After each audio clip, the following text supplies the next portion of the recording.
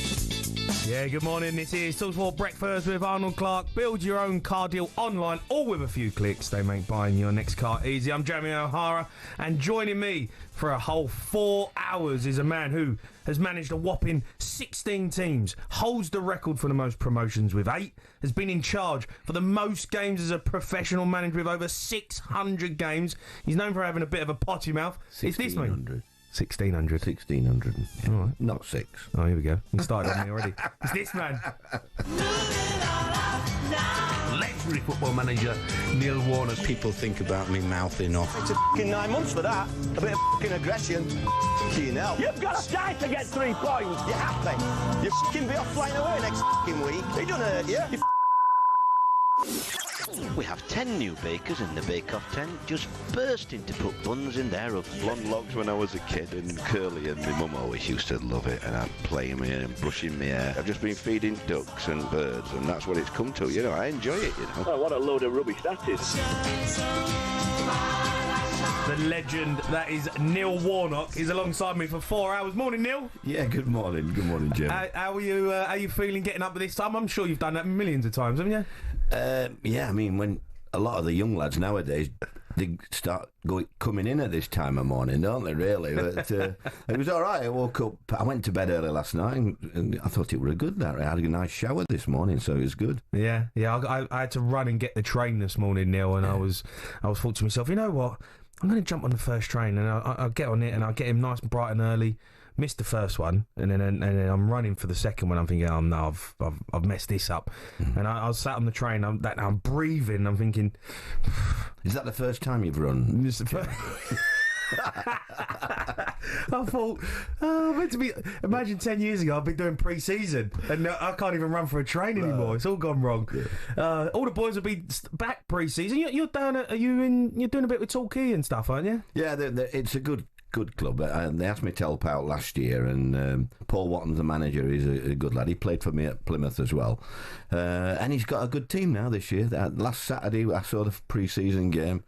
They beat Newport and excellent. You know, non-league, when we are lucky, you know, in England, aren't we? Some of the non-league clubs, I mean, they get 4,500 at home. Yeah. Tucky. And it's one of them clubs, Tucky, where when you go into town, they're all the kids have got Torquay shirts, not Man United's or Liverpool's, and I think all the non-league, you know, even down on last week on Friday night, I went to watch Dobwell's in Cornwall. Dobwell's they call them, and I really enjoyed that as well. And it's good to have the banter, you know, with the locals. I always found non-league obviously I've done it with Billericay, and I have to say, Neil, I loved it. I really enjoyed it because it's a bit more of a personal feel, like the fans are on top of you. You can have a laugh after the game. You're sat in the bar with them. You know, you're not like, it's honest, isn't it? Yeah, it's honest. Yeah, and you're not like a mile away from them. You know, like the Premier League footballers now, you can't get near them. But when I was doing non-league, everyone come and talk to you, have a chat to you, tell you if you're rubbish. You know, you need to be better. Don't mind. You know, I know that everybody wants a selfie now. I mean, when I first started, it were all autographs, wasn't it, for players and managers. Yeah. And I used to say to my lads when they're getting off the bus, because they all started wearing these bloody headphones and getting off and not talking to the fans. Yeah. And I just said, when you get off the bus, I want you to sign a couple of autographs before you go in. And I always stuck at that, really, just to talk. Because I always took my teams down to Cornwall pre-season for a week. And it was good taking them down. We used to train twice a day and then have 3 games, non-league games, in the evening. Yeah. So we trained twice and have the game. And I had to laugh last year when they got relegated, the manager. Not laugh at getting relegated, but the manager at Huddersfield, he said, I think he was German or Austrian, I can't even remember his name. And they asked him when he got relegated. He said, "Well, it all started in pre-season when they all went golfing and went to the pubs a lot, and that's where the problem lied." You know, and I thought, and they asked me what I thought about what his comments were. I said, "Well, if I'd have been him when he took over, looking how they've gone on, I think I'd have took them to the pub more and played golf. They might have stayed up then." You know. Oh dear. We was talking about obviously coming in, Neil, and work. I love to come in and sit and have a chat with you. Did you ever think you'd be working with me on talkSPORT? In a word, no. I have to say that. When it all go wrong? Well, I think you've done well, if I'm honest. I think it takes all to make a world. And the way that you are, I think you're funny, you know, I mean, a little bit like when you played, you don't mind people taking the mickey out of you, but they forget that you were a good player. I mean, Tottenham, when you were Tottenham, you were a bit unlucky at Tottenham. You had a couple of injuries. Yeah. But listen, everybody, you know, I bet some players wish they'd played at Tottenham. Exactly. So it's not to be ashamed of it. It's just that my kind of players, Jamie, you'd never have got in mine because I had to have workhorses because I never had a good team. Yeah. We didn't have a good team, but all my clubs were good dressing rooms. Yeah. And that's why we got promotion, because of the dressing rooms, really. What was the best promotion you had? I know you said, was it 8 promotions you've had? Yeah, 8, yeah. What was the best one? They were all good. I mean, we had 4. I had 4. Was there somewhere you sat there and you go, oh my God, that was an unbelievable season? Well, probably QPR and Cardiff, because neither of them should have. I mean, look where Cardiff are now. Yeah. I mean, to get to the Premier League was a real achievement. But everybody played the part. I had great chairman, Mehmet Damlan, that was at Cardiff, and he gave me the freedom and took a lot off me play, and I just enjoyed it there. Yeah. QPR the same. I had Gino Palladino. And he was funny, but it was great for me because I was working with Briatore. Yeah, and I don't know whether have you ever seen that 4-year plan on you, whatever it is. It's a film that they made. Right. Oh, I think I have seen. And it. If you saw that, and then I still got success despite that. You know, it was it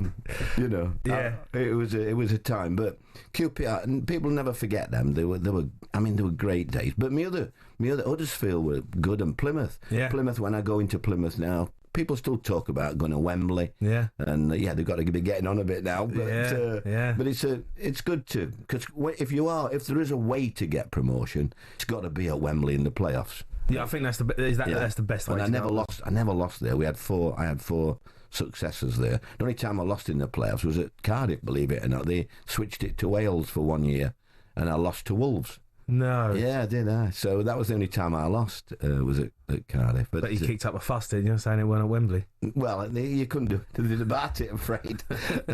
So it was one of them things. But it's I'm lucky to have had so many promotions, because the lads that I've had, when they have reunions, it's nice, you know, like they all kiss the shirt and all this, that and other. Well, these lads, when I look around the room when they get together, you can see why they got promotion. Yeah. Because they've got that same togetherness and same talking to each other. They're all different characters. And I feel really proud when I look at them and different, how I sort of moulded them together. You know, the QPR thing with Adel Taarabt. Oh, I played with Adel. I was him. I mean... Well, Harry let him come to me at QPR, and he said to me, I don't know how the hell you've got him playing. I couldn't do out with him. He said.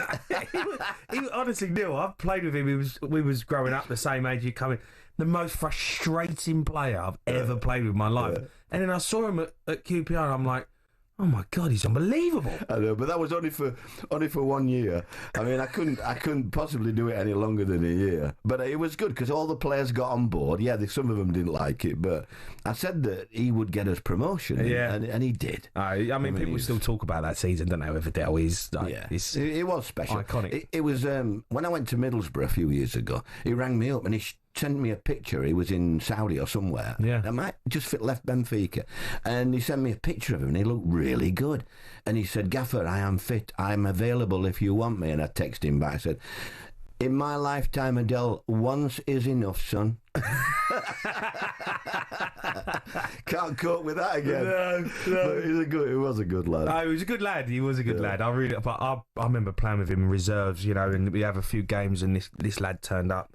And I'm thinking, who's this lad? And honestly, Neil, you know when you get the ball, play a little 1-2, you know, keep it moving, set, go out the other side.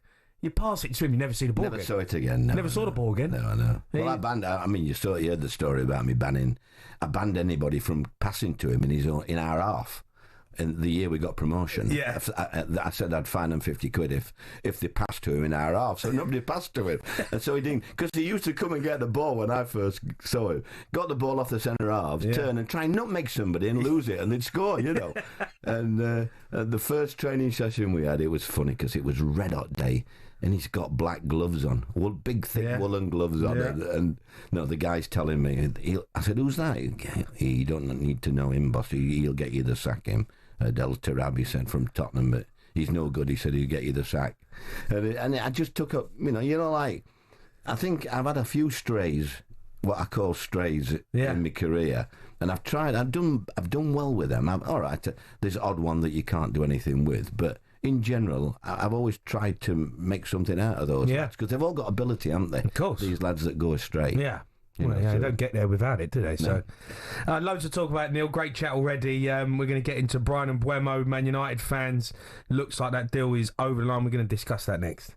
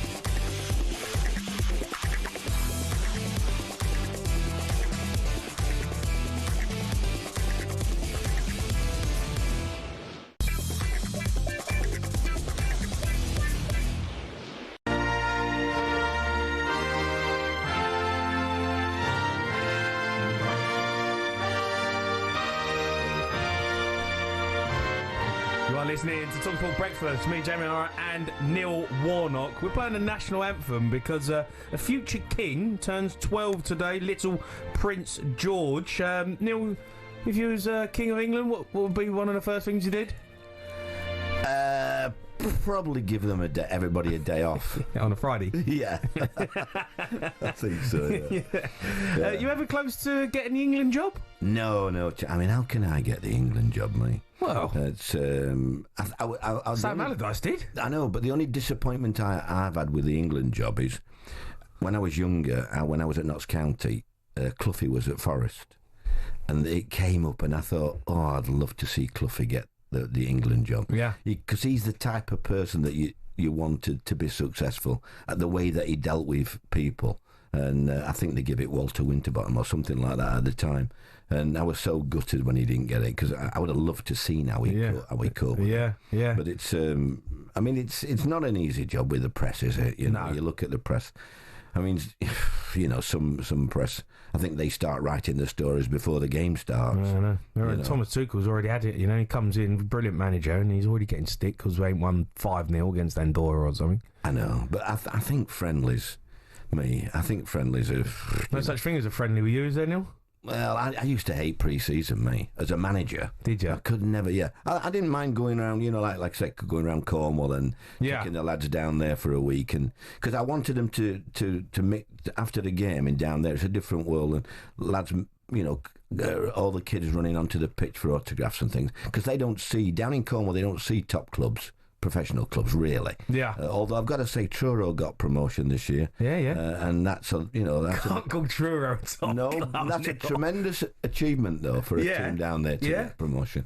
But no, so I always took my teams down there, and I think it paid off really because it just I felt good with all the. I kids. bet they loved you, Neil. You know, all these warm weather training, Portugal, the Algarve.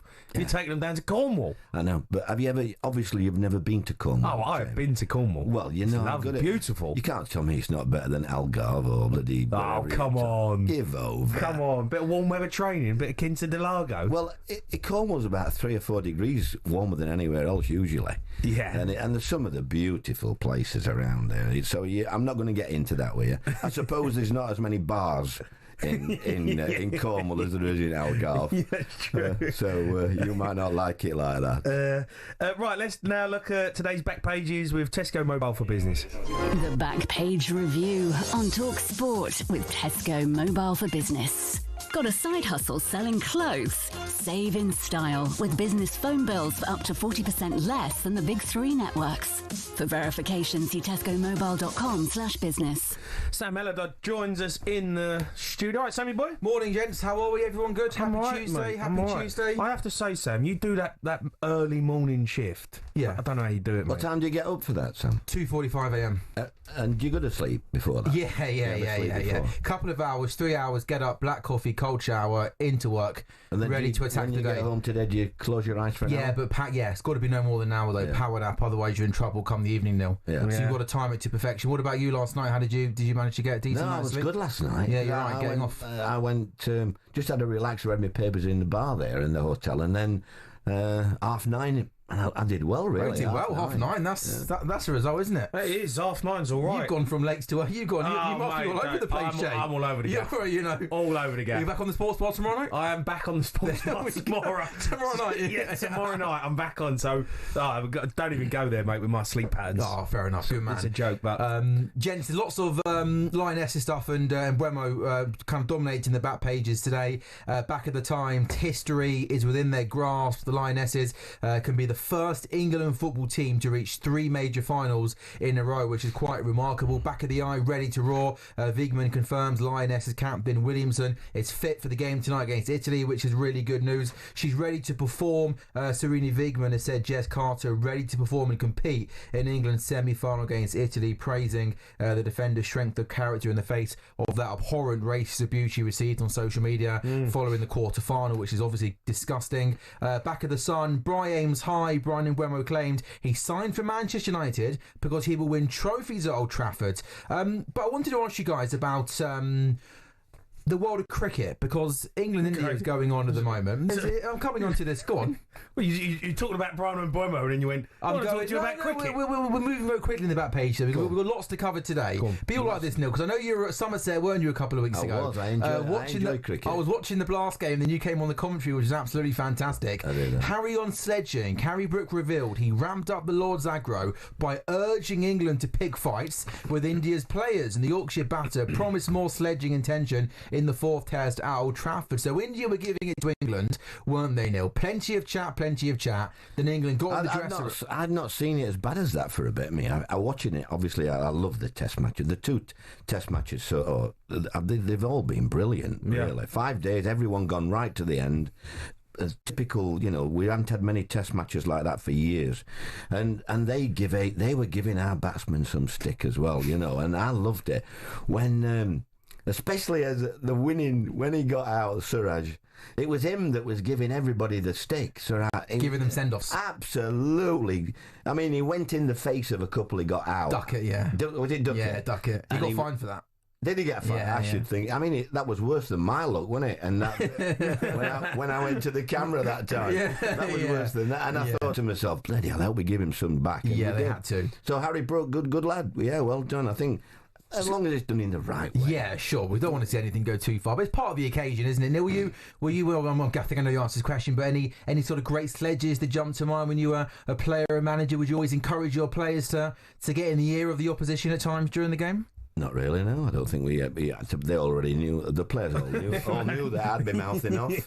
So they probably left it to me, really, most of them. It's a different cricket to football in sledging. I mean, you can shout, obviously you get thousands of people shouting abuse, don't you? Yeah, of course. Usually at me and all when I'm away from home. But did you like it? Hey, that's why I'm doing a show at Ashton Gate. Because Ashton Gate, Bristol, I used to have some battles at Bristol, so it's good. He said to me, Steve, the lad, he said, you don't want to do one at Bristol. I said, don't I do, yeah. Ashton Gate. I said, after the stick they've given me over the years, it'd be good. Warnock on tour at Ashton Gate. Warnock on tour, legendary stuff, right? You don't want to miss that. Yeah. And just, I like the sledging, though. It adds to the occasion, Jamie. Adds to the spectacle, adds to the drama. Football as well. You need it. You have it. But you get that in football, though, during the game. Are the players in the modern game giving it to each other? Chatting, being chirpy? I don't like... When I see players now, and Neil, I'd love to know what you think. After the game, as soon as the whistle's blown, they're like hugging each other, shaking each other's hands, chatting, walking off the pitch, and I'm like... Not for you. No, I never liked all that. Like, Man City beat you 4-0, and then afterwards, like Phil Foden or whatever, having a chat and, swapping shirts and stuff. And it's like, mate, do me a favour. Yeah. Like, it just embarrassed you. Yeah, I think you see that a lot. The World Matchplay is going on at darts at the moment, Winter Gardens, and you often see darts players when they lose on stage, they're hugging and kissing each other, and I think it's bizarre. Last night was brilliant. Yeah. Price played Daryl Gurney, and Gurney was mocking some of Gerwyn Price's celebrations mid-game. Oh, really? And then Price won, gave it the big one, and he gave it one of those. Shake my hand. Gave it one of those really firm handshakes like that. Like the Tuchel Conte. Yeah, it was exactly like Tuchel Conte. Yeah. Did you see it, Neil? No. Oh, okay. It was an absolute belter, though. I loved it so much. Yeah, but that's what you want. Yeah, you need some needle, each other. You're not mates. No. I think cricket's slightly different in the fact that with football, there's such a big field and everybody's everywhere. Cricket is so isolated, and the cameras are on the wickets all the time, and the batsmen and stump mics as well, and the bowlers. Yeah, and so you pick everything up, and it's usually the wicket keeper for me who gives all the stick out. Yeah, they're normally because they keep biting. If they can get any little advantage whatsoever by things they say. Yeah, I'm sure some of them read up what gets the backup of these batsmen. Did you ever do that in the dressing room, Neil? Like when you're thinking like changing room, they're going to hear us. Did you don't fancy this, lads? We can down the tunnel or anything? No. Yeah, really. you did. Well, I can't remember at my age. Not very good for this radio show, is it, Neil? You can't remember all the good stuff you've done. And just very briefly before we break, a couple of transfer stories. Emi Martinez linked with Man United, back of the Mail. Nicholas Jackson from Chelsea to Man United, back of the Sun. And a story across all of the papers today. The English English football is to establish an independent football regulator is now becoming law. Prime Minister Keir Starmer said the bill was a proud and defining moment for English football and will usher in a stronger, fairer future for the game. Received royal assent on Monday, which means it has passed into law and establishes the regulator to oversee the men's game in England's top 5 division. So a big story. I'm sure Simon Jordan in particular will have a lot of reaction to that at 10 o'clock this morning. Don't be asking me. I know he's got very strong opinions on that, but a big story, and I'm sure there'll be regular reactions throughout the day on talkSPORT. Okay, brilliant, Sam. You're Cheers, a star, gents. matey. That was a look at today's back pages with Tesco Mobile for Business coming up. Gabby has called me out again, shock, having a bad attitude. Neil, I'm sure he's going to come back and help me out and defend me.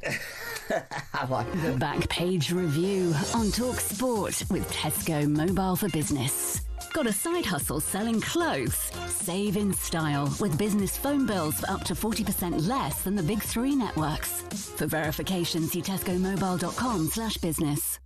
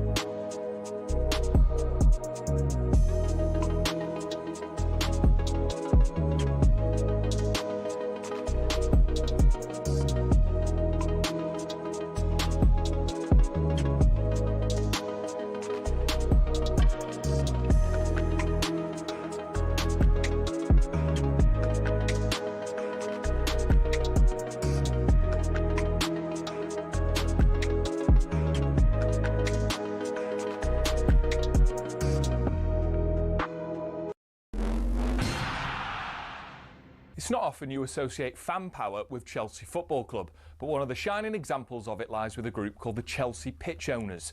And they've proved to be the thorn in the side of owners past and present who've been dead set on moving stadiums to a larger, more lucrative piece of land. Essentially, the supporters group holds the freehold to the land on which Stamford Bridge sits. Former owner Ken Bates set it up at a time where some unruly property developers tried to evict the club from their ground. In order to prevent this, he established the CPO as a company that owned the pitch and offered the fans the chance to buy a share for £100. As well as that, they also own the rights to the name Chelsea Football Club, so if any owner wants to take them elsewhere, they can't be called Chelsea without the approval from the CPO. Now, in 2011, Roman Abramovich tried and failed to move them away from Stamford Bridge, and this has set a precedent for Todd Bowley and the current power brokers at Chelsea. They know any plan which involves moving from Stamford Bridge will require CPO approval from the now 13,000 fans who own it. There are fans who are concerned that if they stay at the bridge, they'll be left behind their domestic and European rivals who are moving to more commercially successful stadiums. But for the heritage and history lovers, Stamford Bridge is one of the iconic English stadiums, and to move away would be a grave mistake. It might not be as flashy as others, but stadiums like it have something about them that cannot be replaced. One thing's for sure, if Bowley wants to take Chelsea away from their home, he'll have to go through the CPO first.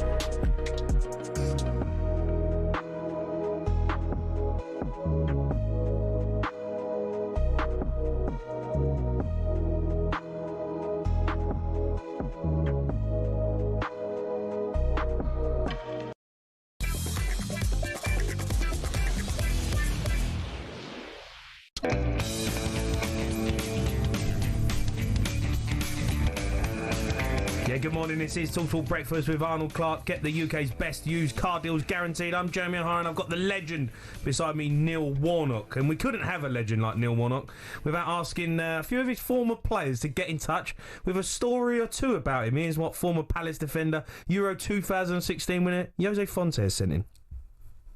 Hello, Coach. Just wanted to send my regards to you and your family. I hope everything is great. And I really appreciate everything you did for me and my career.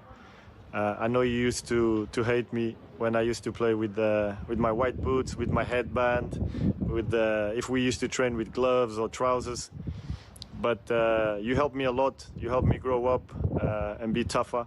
So I just wanted to say thank you. And one day I would like to see you again and to share some nice stories.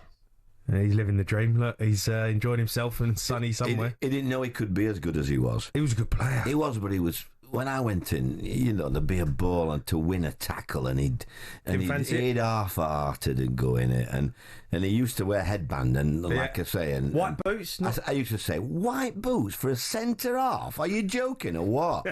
I said, get some polish on them.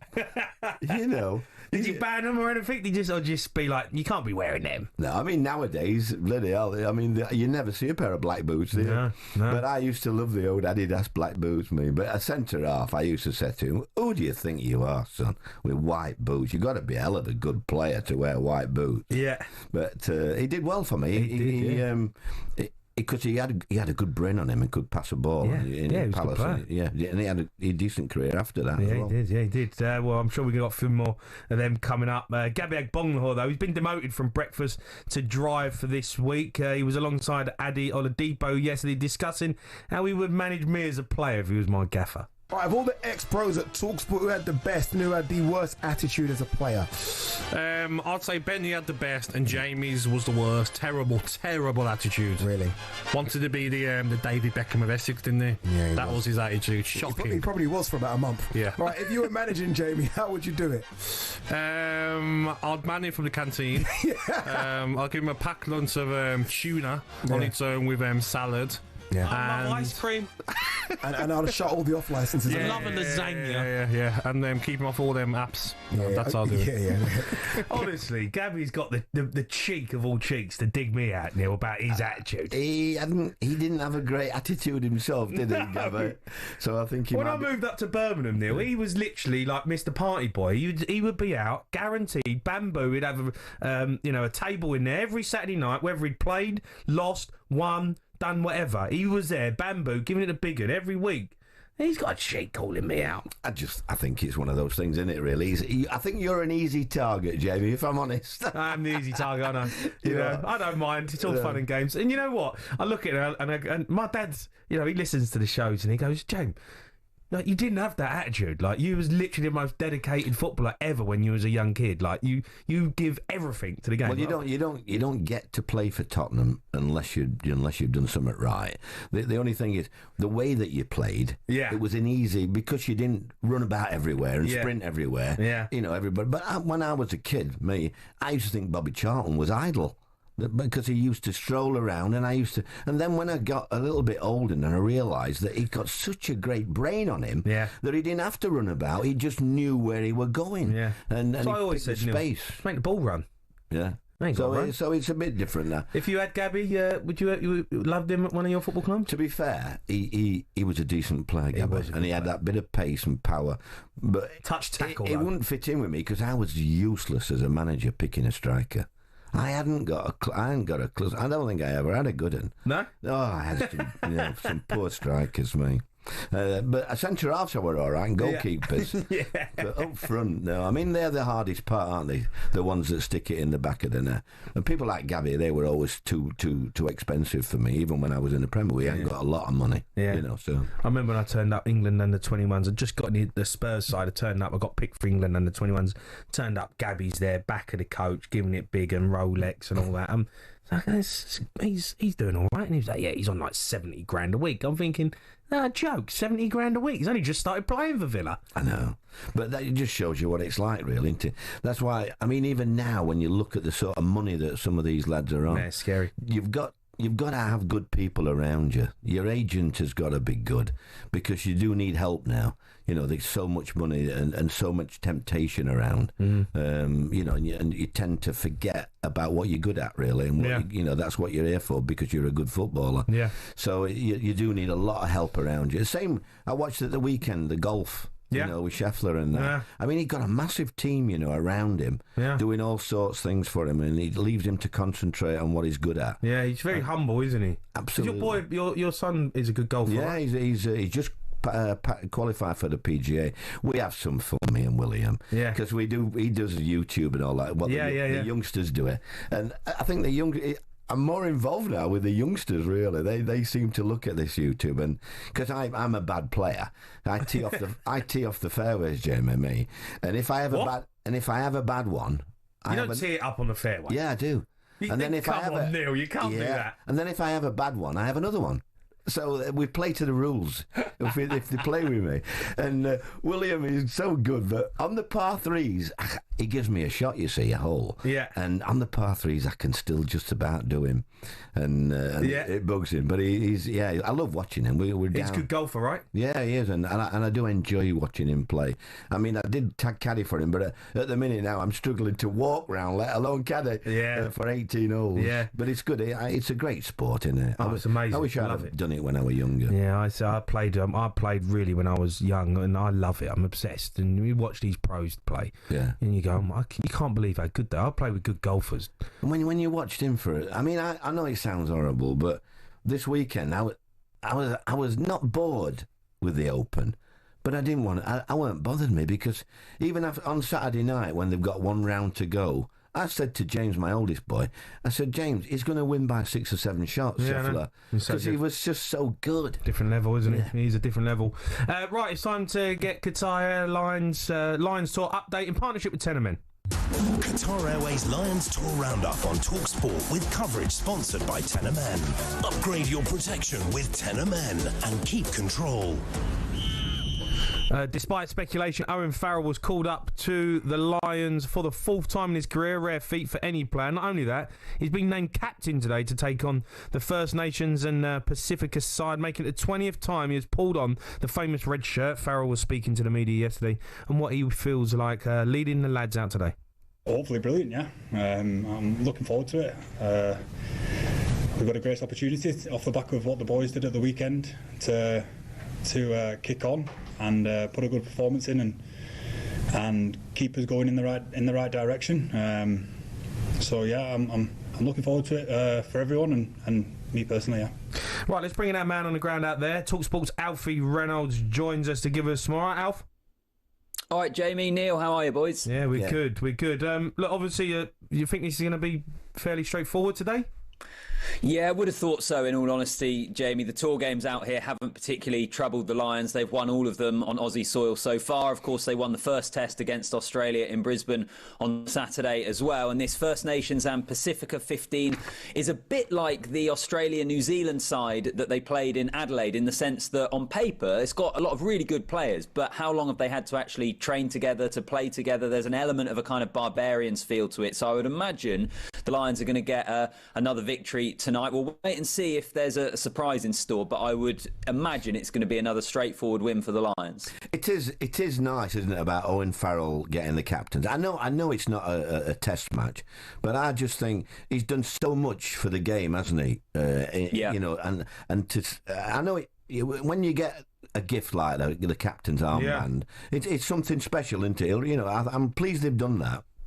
Yeah, absolutely. And do you know what? I know it's not the test match, as you say, Neil. I still think there's a chance Owen Farrell features in this test series in some capacity. This is his first start on the tour since he was called up midway through, captaining the side at 12. I just feel like there's a real chance he could be involved. And it's the funny thing about this game, actually, because on the one hand, there's an element of this match as being a bit of an inconvenience for the Lions. I think in an ideal world, they would rather have no midweek game here and just build up to the second test, where they've got an opportunity at the MCG on Saturday to win this series, become, a legendary Lions team, arguably. They don't win many series, the Lions. They've got that opportunity on Saturday. But the other part of this game, actually, is players like Owen Farrell, Blair Kinghorn at fullback is returning from injury, Jamie George starts at hooker, Gary Ringrose is also returning from injury and is on the bench. There are a few players in this team that I think it's really valuable for these Lions coaches to see them, to get them game time, and potentially then be able to play their way in to the test team. I think Owen Farrell could be one of those, and you're absolutely right. He is one of the greats of the game in Britain and Ireland. When you're on a tour like that, though, these lads will have been training every day and and hoping that they can get a game. So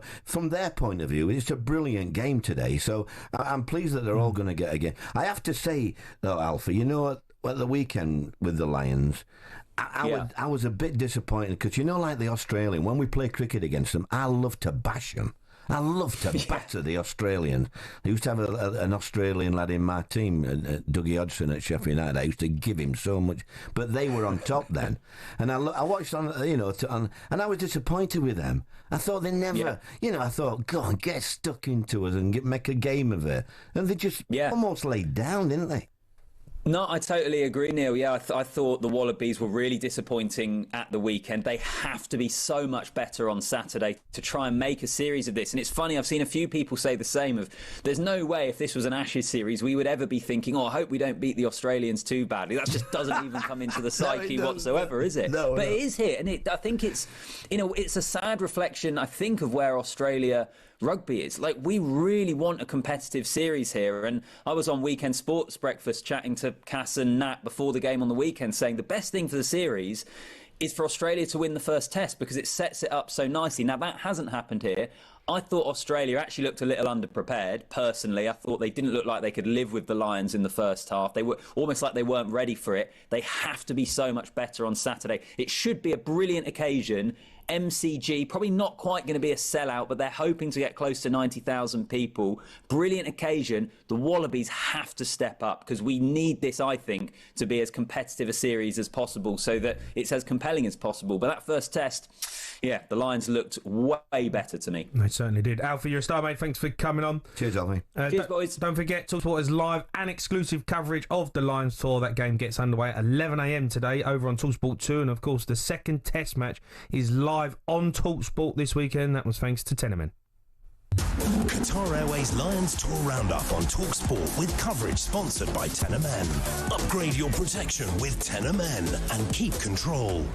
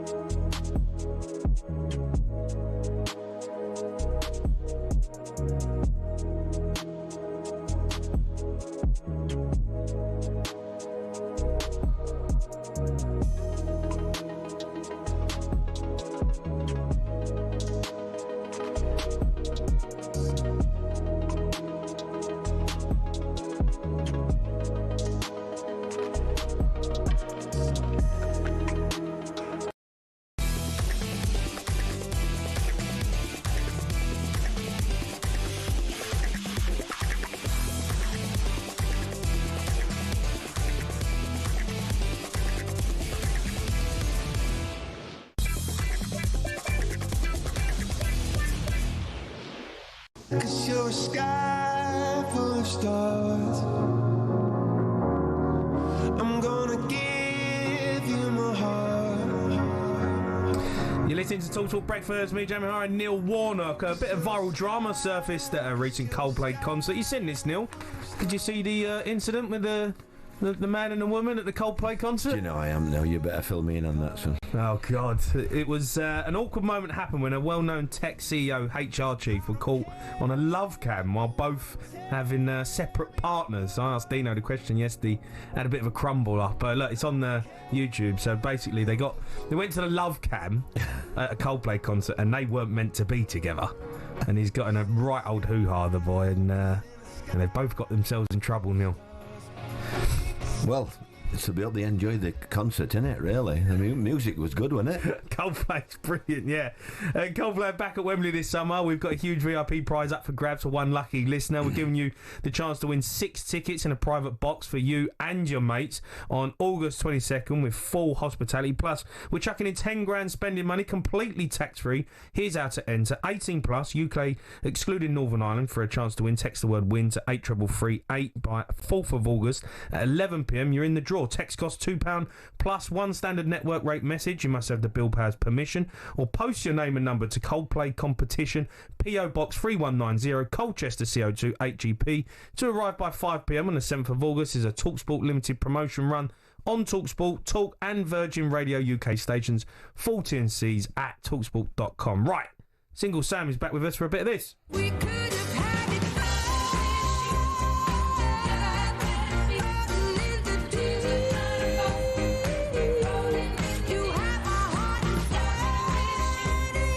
Right, Sammy? We're rolling in the deep with Neil Warnock. I want to ask Neil about some Neely men. I want to talk to you about some players that you manage and players that you played with, Jamie, and a bit of an insight into why maybe perhaps some players with lots of ability, lots of potential, maybe didn't end up getting to the level that they possibly should have done. We're not digging out any players here. We're talking about good players with ability that had good careers, but maybe you thought, Neil Warnock, as you're coaching them, as you're managing them, they were destined for even bigger things, but perhaps for whatever reason weren't able to maybe get to that level. I mean, do any players immediately come to mind when I ask you that question? No, I mean, I had a few players that I thought would go and play. You know, when I first started, I had centre halves Craig Short, Dean Yates up at Notts County, who were very, very good players. Jack Elka at Sheffield United. You know, there's a few that I've had, but my teams have never had, England internationals, really. Well, Jackie Elka. Well, yeah, Jags did. But I mean, in general, we worked hard. You know, we weren't the top class that you've got to be an international player. So no, it's I still enjoy looking at the Premier League and looking at England teams and thinking, would you like to? Because I thought Gareth was so close. Yeah. I just felt he needed somebody a little bit more aggression from somebody in his staff when in those knockout stages. Do you know what I mean? That's all. Yeah. I think Adel Taarabt's obviously somebody you coached, didn't he, for a few years, right? Was he maybe in terms of like ability, maybe one of the more kind of... Sorry, Sam, you don't coach Adel Taarabt. What do you do to Adel Taarabt, Neil? You let him do what he's good at, but you try and give him an area where he can do it to be good for the team. And because he doesn't know what he's doing. He's just an amazing, skillful player. Yeah. And so we just let him do it in an area where he caused the opponents problems. Yeah. Whereas when I went to the club, he did it in an area that caused us problems. So it's just a matter of directing him. And I mean, I think even he enjoyed the season that year we went up. It, yeah. Even today, coming into the office here, 2 people stopped me and saying, QPR fans, I remember that Adel and all. They still talk about Adel Taarabt. Yeah, I remember some of the goals he scored that season. He just did some incredible goals. One of the goals. It wasn't one of the goals. I was sat in the stand one day, and I can't remember whether I'd probably been banned again. And I remember at Loftus Road, he was in front of me in the stand, and he played a ball with his outside of his right foot over the top of 2 players in between, and went on and scored, and we scored a great goal. Yeah, I've seen that goal. Yeah, and it was unbelievable. It was, and it was just I've never seen a ball like it, mate, at that level. Yeah, I mean, he's probably the one that you go and say potential. I know he had a great season with Neil at QPR. But he could have got even higher in his career. I mean, I know. I think he ended up playing. I think he played for AC Milan or something. He went and played Benfica. at Benfica. Yeah, he played some big clubs. But when you look at the talent that he had, I mean, I played with Adel. It was ridiculous. Yeah, of course. It was outrageous. Like what he would do with a football was incredible. But you couldn't get him in a team, could you? No, he was. Because Harry used to say to me, "I hope you know what you're doing with him." He said, "Because I couldn't do it with him." You know, Harry struggled. He said, "I can't do it with him." See what you can do. He was so glad when I took him. I think. But, I mean, you played, Jamie, the Spurs. I mean, when you were a young player at Spurs. I mean, you played with some amazing players in kind of similar age group to you. Did go on and have really good careers at Spurs. But you mentioned there Adel. Was there anybody else that you kind of were with that you maybe thought, "Oh God, he could have been around for so much longer in the Premier League"? There was. I mean, listen, there were so many good players at Tottenham. David Bentley, I think, was one. When he was amazing at Blackburn. He's a great lad, Dave. And all the talk about him being a great one, the top of the he just seemed to when he went to Tottenham, it just didn't quite happen for him, and he really wanted that move, and it just didn't quite fall for him. And technically, I mean, I was at Arsenal as a kid in the academy, and he was there. He's a couple of years older than me, and I remember going into to the training ground and watching him train as a young kid against like the Tony Adams and players, and he would destroy them. Like, it was ridiculous. Like, he was one-man band. Everyone was like, "Who is this geezer?" And then he's obviously went and had a great career, but I just think when he was at Tottenham, I thought he could have been... He could have gone on to play for England many times. For England, many more times, it could have been so more. Yeah. And I think he had a bad injury, his ankles, and that's... Yeah. But he was one I look at and go, could have been a legend, but... So you coach some great players, Neil, but I've got to ask you about a great story that I've heard you tell before. Not sure you told it on talkSPORT, but I've heard it before. Talking of nearly men, you were once very close, weren't you, at Crystal Palace, to signing a very, very good defender from Scotland. Well, you tell me who it was. No, I know who it was, but you're not having that story. You're getting all my stories. Oh, come on, Neil. talkSPORT breakfast. We need one story, don't we, Neil? Well, it was. I wanted a centre half badly at Palace, and we were told about one in Scotland, and Ronnie Jepson went up to see him, and he played for Celtic, and he came back and said, "Yes, Gaffer, he's a good lad, him. We get £3 or £4 million and we can sign him." So I told the chairman at the time, and he went, and by that time we'd all the clubs had started with this data thing, hadn't they? There were 2 or 3 lads in a computer looking at all the stats and everything, and he came back the next day and said, "I'm sorry, Neil, we don't want to go ahead with that." I said, and I asked him why, and he said, "Because they don't think he's quick enough." So I said, "Yeah, he's not quick enough because he doesn't have to be quick in Scotland. He reads the game so good, he can stroll it." And well, if you don't mind, so we didn't go after him, and he ended up. He went to Southampton for £3 or £4 million, and ended up playing for Liverpool and winning everything. Yeah. Virgil van Dijk. Yeah. And I said to him, we played Liverpool. When I was at Cardiff, and he came over to me. He said, "You could have signed me." I said, "I know." I said, "Really? I bet you were glad you were too slow for me." That's amazing. I loved it. Remembered as well. He remembered. I loved that. He knew straight away, because it really, I think he wanted to come to Palace, if I'm honest, at that time. But I mean, that's how data's gone. I'm not saying they're not right about a lot of players, but all the computers, they don't tell you what they like, how much bloody heart they've got, what kind of player, what character they've got. All they tell you. I went at Middlesbrough. When I was at Middlesbrough, I wanted a left back, and I couldn't sign anybody that season. The pre-season, it was a nightmare for me. I couldn't sign anybody. Anyhow, they come up with a left back, so I went and watched him on the video. Come and have a look. And the first 5 minutes, he battered somebody from behind. Second ball, he did a 1-2, and he lost him. And I said, "Hold on a minute, 5 minutes gone." I said, the lad can't defend. So they said, "Gaffer, he's got the best stats for headers. He wins more tackles." I said, "Are you listening to me? He can't defend. I don't want him." So, I mean, that's how it's got. I mean, it's crazy. I know this is fake news on the internet. Did you nearly sign Drogba when you were at Sheffield United in the Championship? He was the one player who was recommended to me, and we went to look at him and didn't think. Who was it that told me? Lauren de Jaffo said, Gaffer, I've got to play. He played for me, Lauren Jaffa, but he was a scout as well. And he said, Gaffer, we've got a good player for this Drogba. and I said to him, how is it? He plays in the second division. I said, Lauren, give over. And, Neil. And then he got his move. So it's your fault. So Didier Drogba could have been playing for Sheffield United in the Championship. But just think how lucky he is. Because if he played for me in the Championship, he wouldn't have done what he's done and gone to Chelsea and been one of the best in the world. So you could have had Virgil van Dijk as centre-back and Didier Drogba leading the line. Done them both a favour. One of the best centre-forwards in the Premier League and one of the best centre-backs in Premier League history. Amazing. Brilliant. Right, still to come on breakfast.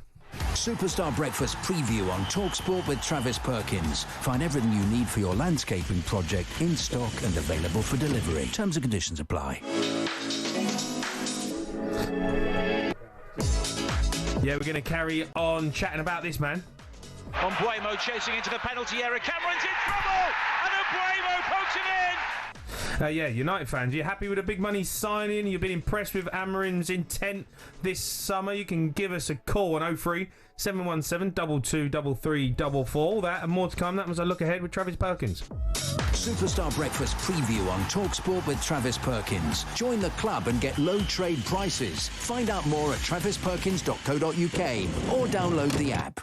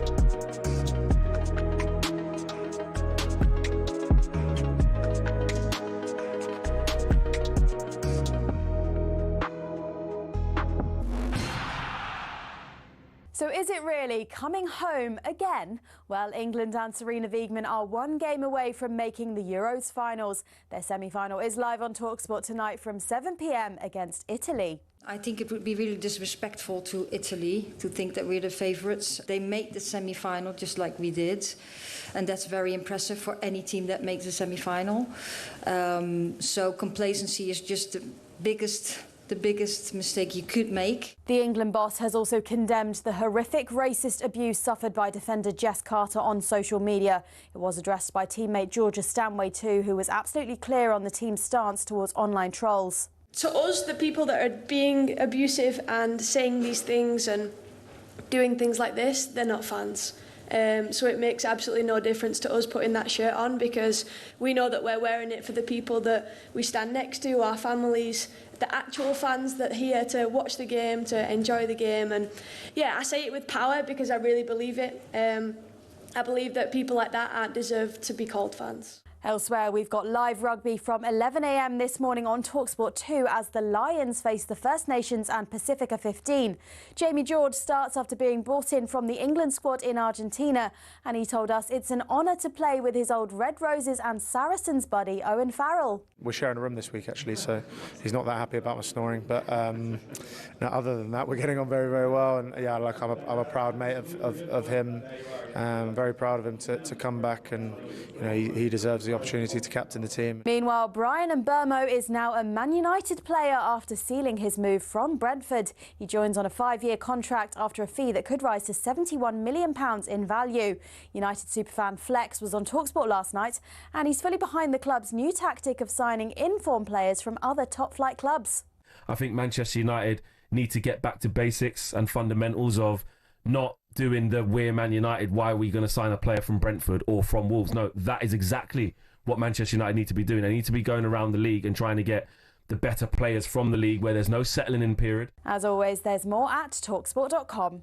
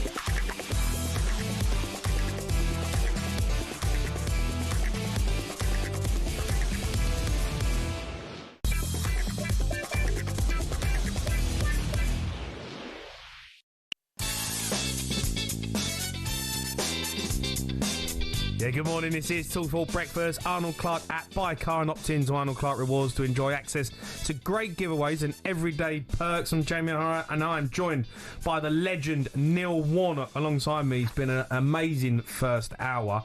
On the way for you, though, this morning, we're going to give Neil his first taste of transfer Tinder. You know what Tinder is, Neil? No. No? Not really. Is it a delicacy? It's... that you eat? It's a dating app. What advice would you give for those out there looking for love in this day and age? I wouldn't. I'd say go and ask somebody else, mate. You know, it's football that my gear is. Yeah. You can do all you want with Tinder, whatever it is. Keep that where it goes. Sir Alex's former right-hand man, René Mullenstein, will tell us if signing Cunha and Mbeumo means United are back. We'll have a load of fun along the way, but first, the Lionesses are one step away from another Euros final.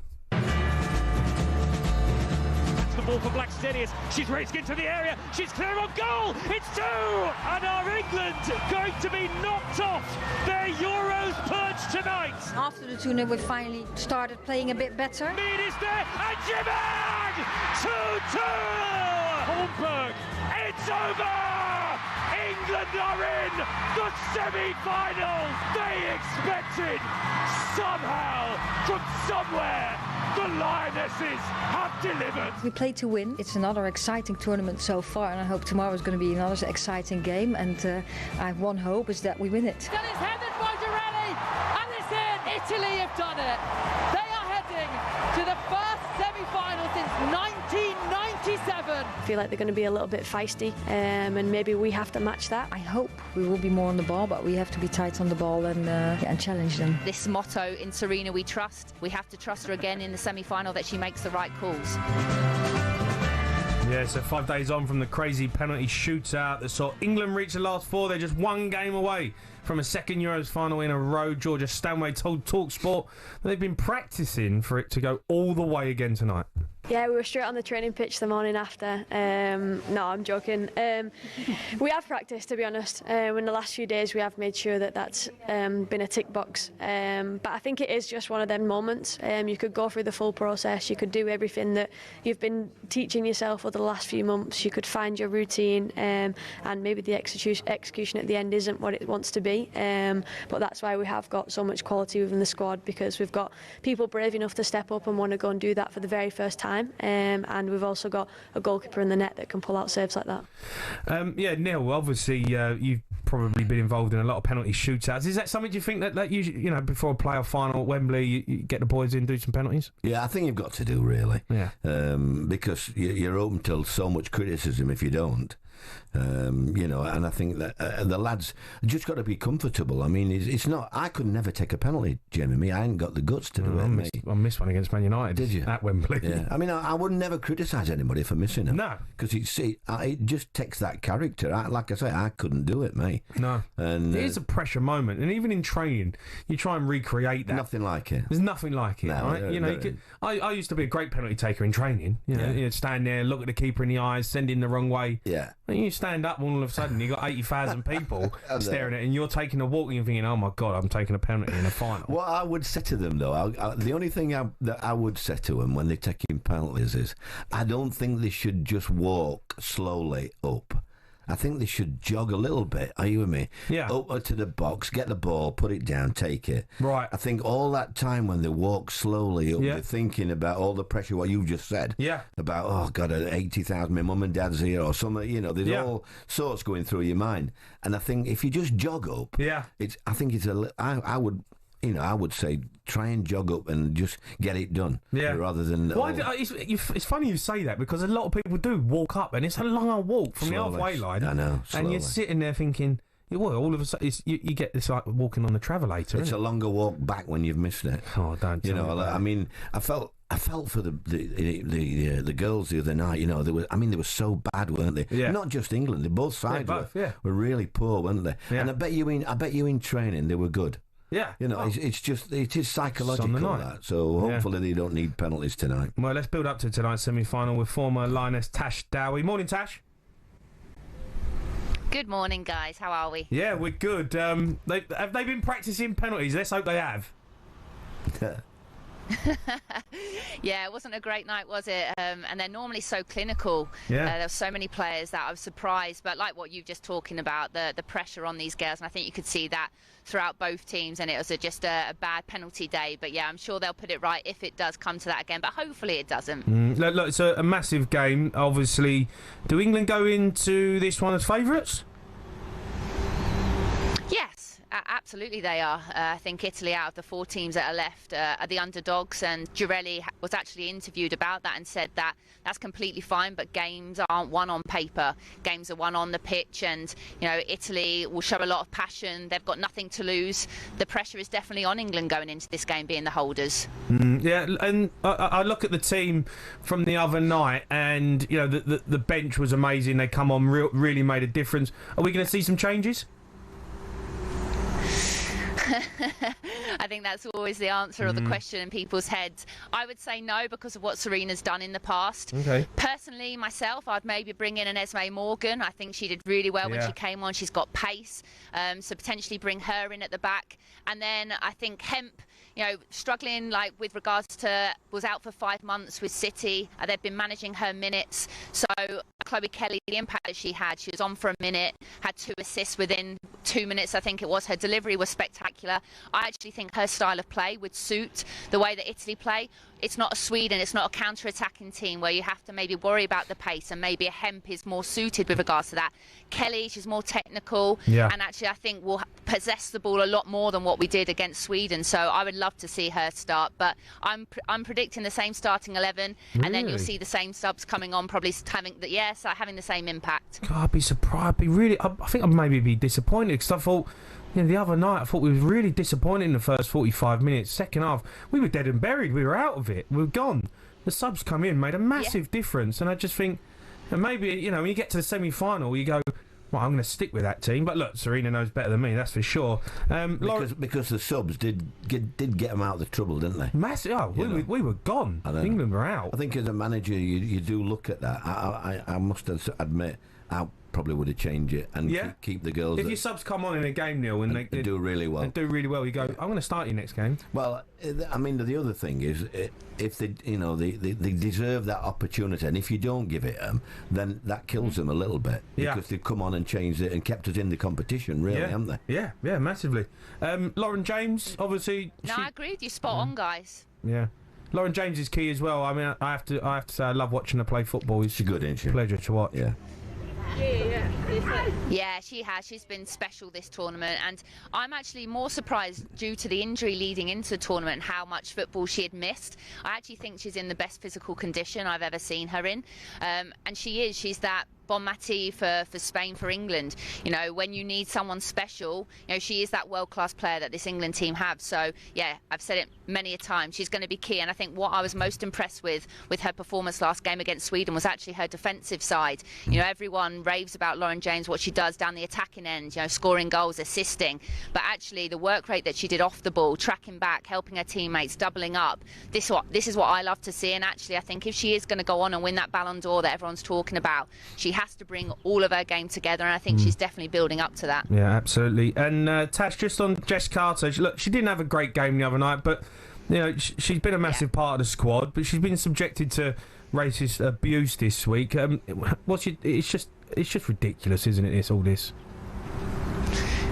Yeah, it's disgusting. It really is. And, you know, the England team have come together and, you know, they've decided not to take the knee and to take a stance to hope change happens. Whether that happens, we'll find out. But I'm just glad the team have stuck together. Jess has been brave enough to come out. I hope, you know, obviously it doesn't affect the team. I hope Jess is okay. It'll be interesting to see whether or not she plays or not tonight, what Serena decides to do there. But I think the most important thing now is they'll want to just get on that pitch and play football. And that's their happy place, isn't it? So hopefully Jess can get back to, you know, enjoying her football again and have a big result and make that final. But yeah, I'm glad that she's been brave enough to come out if that's what she feels is the right thing, and that will help her moving forward. Tash, you're a star. Thank you. Yeah. Cheers, guys. Nice to talk to you. Take care. Tash Dowie there, former England striker. A reminder that game is live on talkSPORT. Massive game, England v Italy, to get into the Euros final. Coming up next, Neil is we'll have a chat about Brian Mbeumo, and we'll see if he's a better footballer than Marcus Rashford. We'll discuss that next.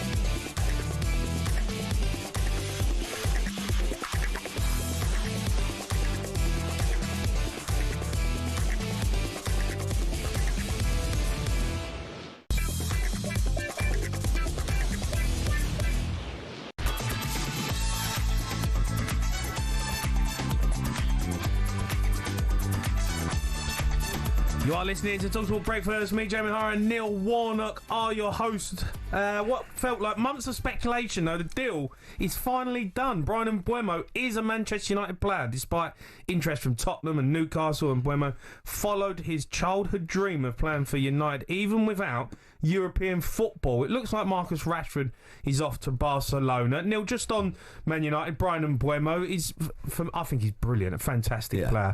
He's definitely going to improve the team. He's doing a half decent job with the signings he's got. I think he's a good player. I just think, he's been playing for Brentford, and no disrespect to Brentford, but that's not a Man United, and I don't think he's come up against the pressures that he's going to get at Old Trafford. I was a bit disappointed in Amarin at times when he come in, and I think when you go into a club, you should look at the players you've got and then decide what tactics you're going to play. But he came in, I'm going to play three at the back, and I'm going to do this. And he hadn't got three centre-halves. So I don't see how you can do that. And I still don't see the back line being good enough. So yes, he's got a couple of good players in there, and they are good. And do you think he was? I think the modern day manager a little bit, Neil, is they have their ways, they stick to it regardless. And they come in and say, "This is how I'm doing it. This is why I'm going to do it." And if you don't like it, well, that's what you've brought me. But I think you've got to be a bit more adaptable than that. I just thought last year, but I didn't see three centre-halves at Man United last year. And I thought to myself, he might good to go back four, just till the end of the season. And if he wants to bring his players in then and change to three at the back, fair enough. But he was adamant, wasn't he? I'm going to play three centre-halves. And I don't think they have the players to do that. And that's why I think... I still don't think they have. No, I don't think they have. Right, they've signed Cunha and Mbeumo, they're good players. I know, but even the full-backs weren't really that defensively good, were they? No. It'll be interesting. I think they paid over the top for Mbeumo, but if I'm honest, I think Man United have to do that, don't they? Because it's Man United. Yeah. So. I hear what you're saying, though, because you see players go to Man United and they do seem to struggle with the pressures. And I think Mbeumo's a brilliant player. You're right, he's Brentford and Cunha's at Wolves. It's a whole different ballgame. It is. When you're and I don't think you realise that really as a player, because it is a great club, isn't it? It's a fantastic club. Yeah. So. But it's a club in trouble with pressure. It is. Yeah. You're not going into Man City with Pep and everything's there on plate to go and go and enjoy yourself and become better. I still think Man United are miles away from Liverpool, Arsenal, Man City. Are you with me? Yeah. So it'll be interesting to see just how good he is at changing the back line, because I just can't see it at the minute. No. Although the strikers you just mentioned, I think they're good signings.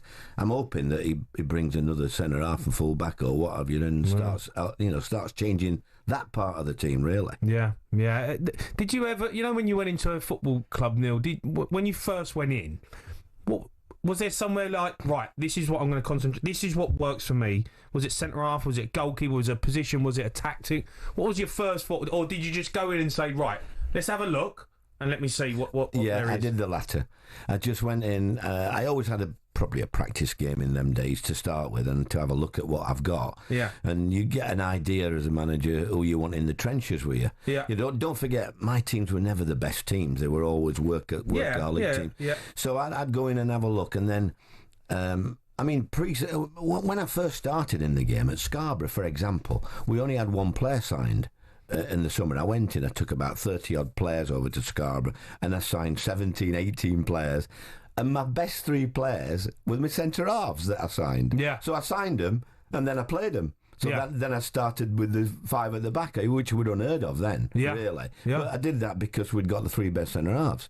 Whereas, now, I look at it now and... You wasn't stuck in your ways, though, Neil, right? You played five at the back. I played five at the back, four at the back, 4-3-3, 4-4-2. I played everything. Yeah. Really. Because I think that's what, when you've got... What you got? I mean, if you've got good wingers, I used to love playing 4-4-2, me. Yeah. With two strikers. Yeah. But then the other teams became so vulnerable. They they stuck to 3 in midfield and 3 good players in midfield and got organised and nullified that. Yeah. So you had to join that by going 4-3-3. Of course. Yeah. I love pace, Jamie. I love pace. Yeah, of course. I love pace in the team. And gets you off your feet, doesn't it? Yeah. Right, darts is on the radio. It's back. The World Matchplay has taken stage in Blackpool all this week. Round 1 came to a brilliant finish last night on talkSPORT 2. Chris Dobie, Josh Rock, Michael Van Gerwen, Price all made it through to round 2 last night at the Winter Gardens, but it wasn't without controversy. Price clashed with Gurney at the end of their game in ugly scenes.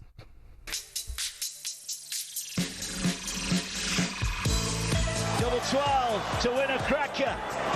Going Price, the Iceman, stays cool. Now he lets out the roar. And the celebration to go with it. The Iceman is pumped up in Blackpool. Gurney's giving him it back as well. Big shake of the hand and words from Gerwin Price along the words of "Don't you do that to me again." He's giving it large on the stage, but he there was not happy with Daryl Gurney. Gerwin Price thinks he's been disrespected. Gurney's shaking his head. This is like a replay from before, isn't it, when they've been at it on stage. Gurney's laughing at him. Price is going ballistic. They love a bit of needle, don't we, at the darts, Neil? That's what it's all about. I like Price, if I'm honest, especially the Welsh lad. Yeah. I just think it's interesting now, isn't it? And what I like about it is, I know Little has done wonders for it, but I think the future now, when I look at it, I mean, you've got 6, 7, 8-year-olds playing now, haven't you? Well, so I think it's just brought it all, and I think it's for the next 10, 20 years, I think it's going to become a real good sport. Well, yeah, I mean, Luke Littler's taking it to another level again with the younger generation, isn't he? When he's been unbelievable. Just on the needle, we're going to talk about that in a sec, but as well, two-time darts world champion Gary Anderson, he's hit out a boring younger generation of players with their bloody earphones in, as he bemoaned the lack of banter in the modern game. He said youngsters are boring, absolutely boring. You talk to them, they're too busy looking at their phone. They're sitting on their phones with their bloody earphones in. Don't talk to you. Completely different life. Let's get more on all that. Kicking off the world of darts. Is he not talking about my grandkids, is he? Yeah, I think he probably is. Listen, it's not just young darts players. It's everyone. Kids in general, isn't it? Yeah. It's our fault. We wanted our kids to have things we haven't got, so we got them iPads and phones, and now you can't get them off. So I think you've got to have some rules and regulations as parents now about time-wise. Yeah. You know, by all means, turn your phones off at 7 o'clock, 6 o'clock, whatever it is. Have a bit of discipline in that area. I have it with my 15. Enjoy it by being disciplined. Yeah. Right, talk darts commentator Mark Wilson joins us. Right, Mark. Morning, boys. How are we doing? Hey, Mark. I'm good. Mark, look, got straight into it. Price and Gurney. What happened? Well, Gerwin Price was giving. I mean, they've got history from the past, but I think people thought that was behind them because they played in the World Cup final a few weeks ago, and the respect was magnificent. But last night, you know what Gerwin Price is like, letting out the big roar, giving it the big one when he's playing well. Well, he started really well, and he was letting Gurney have it, and Gurney came back into it, and Gurney was like, what's he doing here? And he was a little bit, I've got to be honest, I think he was a bit disrespectful. And Price was really upset at the end, refused to talk about it. He was really disappointed, but I think this is one that will go on and on. Certainly he wasn't happy with Daryl Gurney at the end, and when they shook hands, he nearly pulled him over. It was thought it was going to kick off at one point. He did celebrate a lot, though, didn't he, with Gurney, about Price, imitating Price a little bit when he was doing well in that middle part. I think that's the thing, Neil. I think he was like imitating him. I think if he'd have been just as noisy as Price, I think Price would have accepted that. He knows he gives it out. He knows he's got to take it. I think he thought there was a bit of a lack of respect there. I don't mind it though. No, I don't either. Yeah, I love what I mean. Everything's brought to the sport back into it with Littler, like you say. I just hope he's got some good guidance, Luke Littler, because I don't want him to go off the rails. You know what I mean? Yeah. Look, what about Van Gerwen? He made it through last night. He's got a really good record at Blackpool. Yeah, he has, but that's in the past, and I think Michael Van Gerwen will be the first to admit he's going to have to be better if he's going to proceed in this one. I mean, he takes on Josh Rock in the next round. Josh Rock, one of the form players in the world at the minute, he's going to take some stopping. So MVG is going to have to be better. He plays tomorrow night in the last 16. Yeah, who's been a standout performer? What are we looking at in terms of players who are going? He's impressed me. Well, look, you've mentioned it. You've both mentioned him. Luke Littler averaged 108. His first ever win. He didn't win last year at Blackpool. So his first ever win at Blackpool, he whacked in a 108 average, played outstanding. Mentioned Josh Rocky, averaged 104 last night, going Price himself. So the big men, the form men at the minute, are playing the better. Yeah, Littler, I mean, I know he's laughable at 108 average. Average, yes, outrageous. I mean, the only person I've ever seen do things like that is Phil Taylor, right? Was Phil Taylor? Did he use to average that type of thing? Mark? Well, Phil Taylor's got the best average at Blackpool. Now, when you think he's not played about 15 years since he played then, he's still got the highest average. In fact, I think he's got 4 of the highest 5 averages there. Yeah. No wonder the tournament, or the trophy's named after him, the Phil Taylor Trophy. Yeah. So you're going to have to be good to win this one. It is the best competition for me because it's the top 16 players in the world taking on the informed 16 in the world. So there's good games everywhere you look. Yeah, looking forward to it. All right, top man, Mark, appreciate your time. Thanks for coming on, pal. Cheers, boys. See you later. Thank you. Don't forget live coverage of the match play live on talkSPORT 2 tonight and talkSPORT Darts YouTube channel. It's all kicking off. You don't want to miss it. Up next, though, Newcastle fans starting to fear for next season. They've missed out on some transfer targets and teams looking to nick their best players. We're going to talk that next.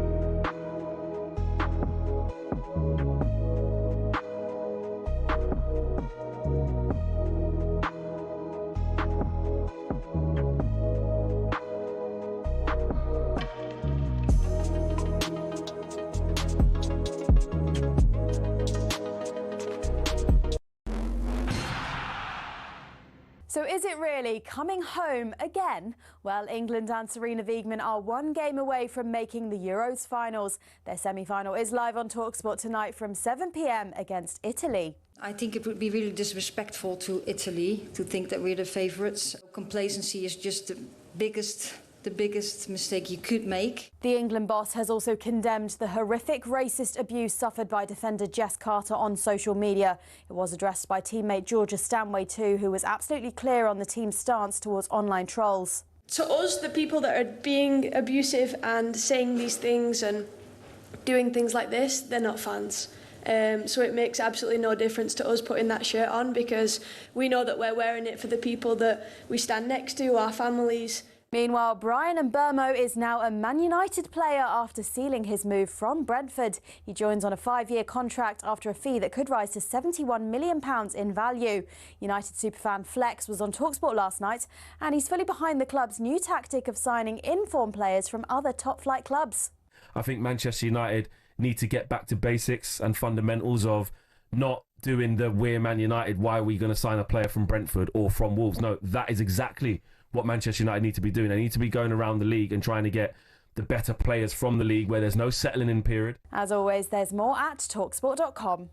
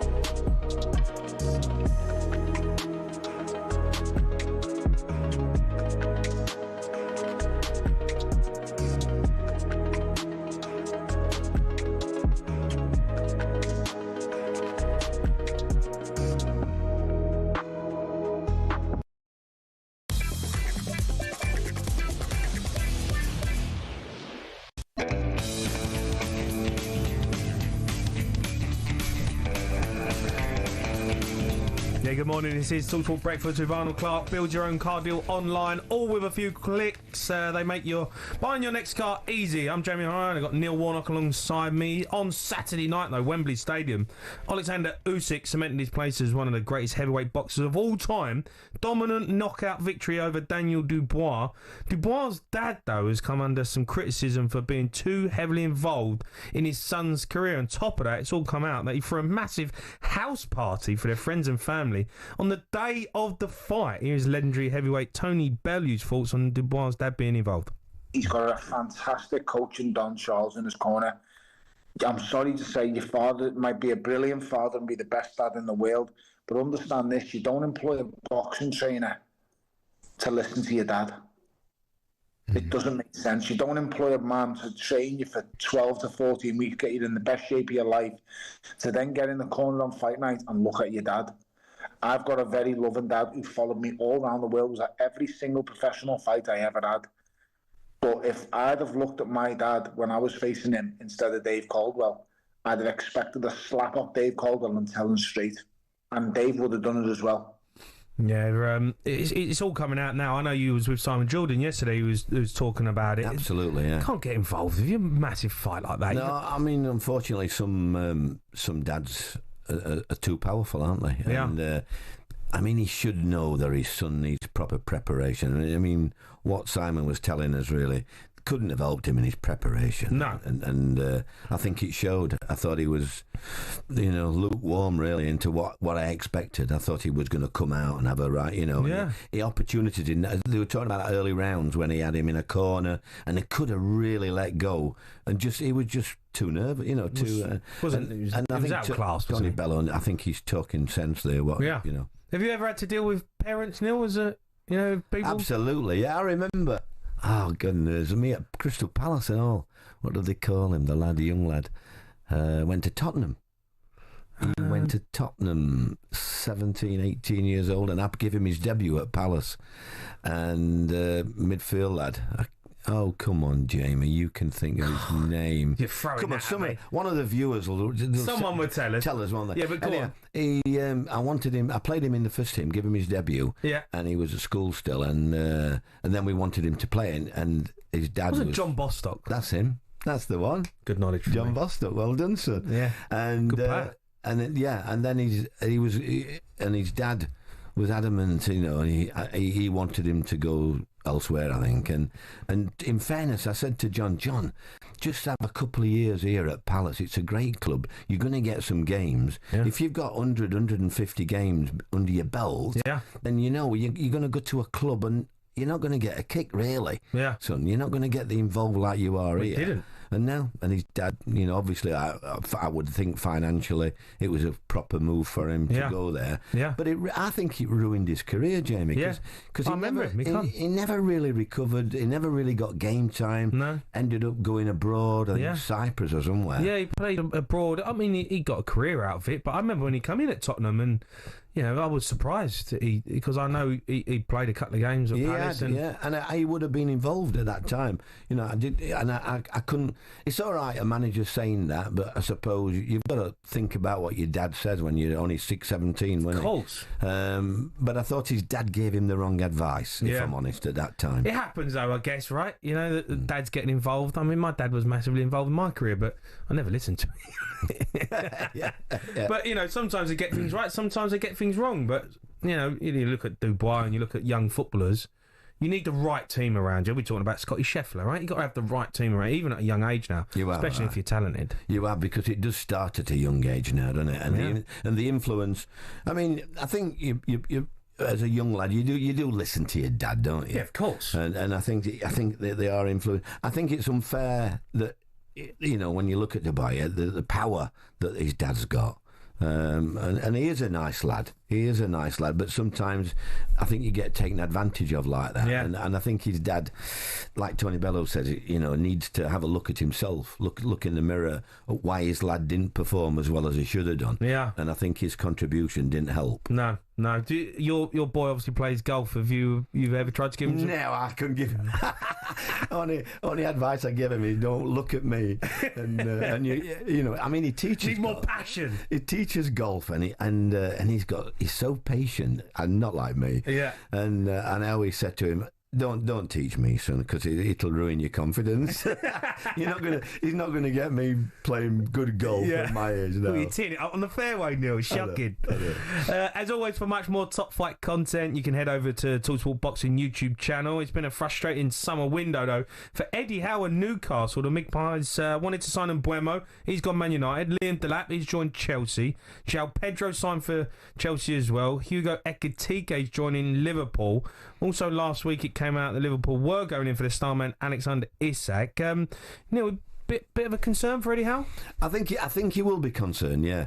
And it's not easy. I still think they've got a great squad, as long as they don't get rid of his. I think he's a striker, isn't he? Unbelievable. I mean, if Liverpool signed him, then I think you could throw the keys away. I think they just win everything, mate. Yeah. So I'm glad they're gonna hold on to it if they can. Yeah. It's hard when your head's turned and all that, because if you're him, you think Liverpool are going to win. Got a good chance of winning the Champions League, haven't they, with him in the team? Yeah. So it's going to be hard, but it'll be a good test for Eddie, because they have got a good team.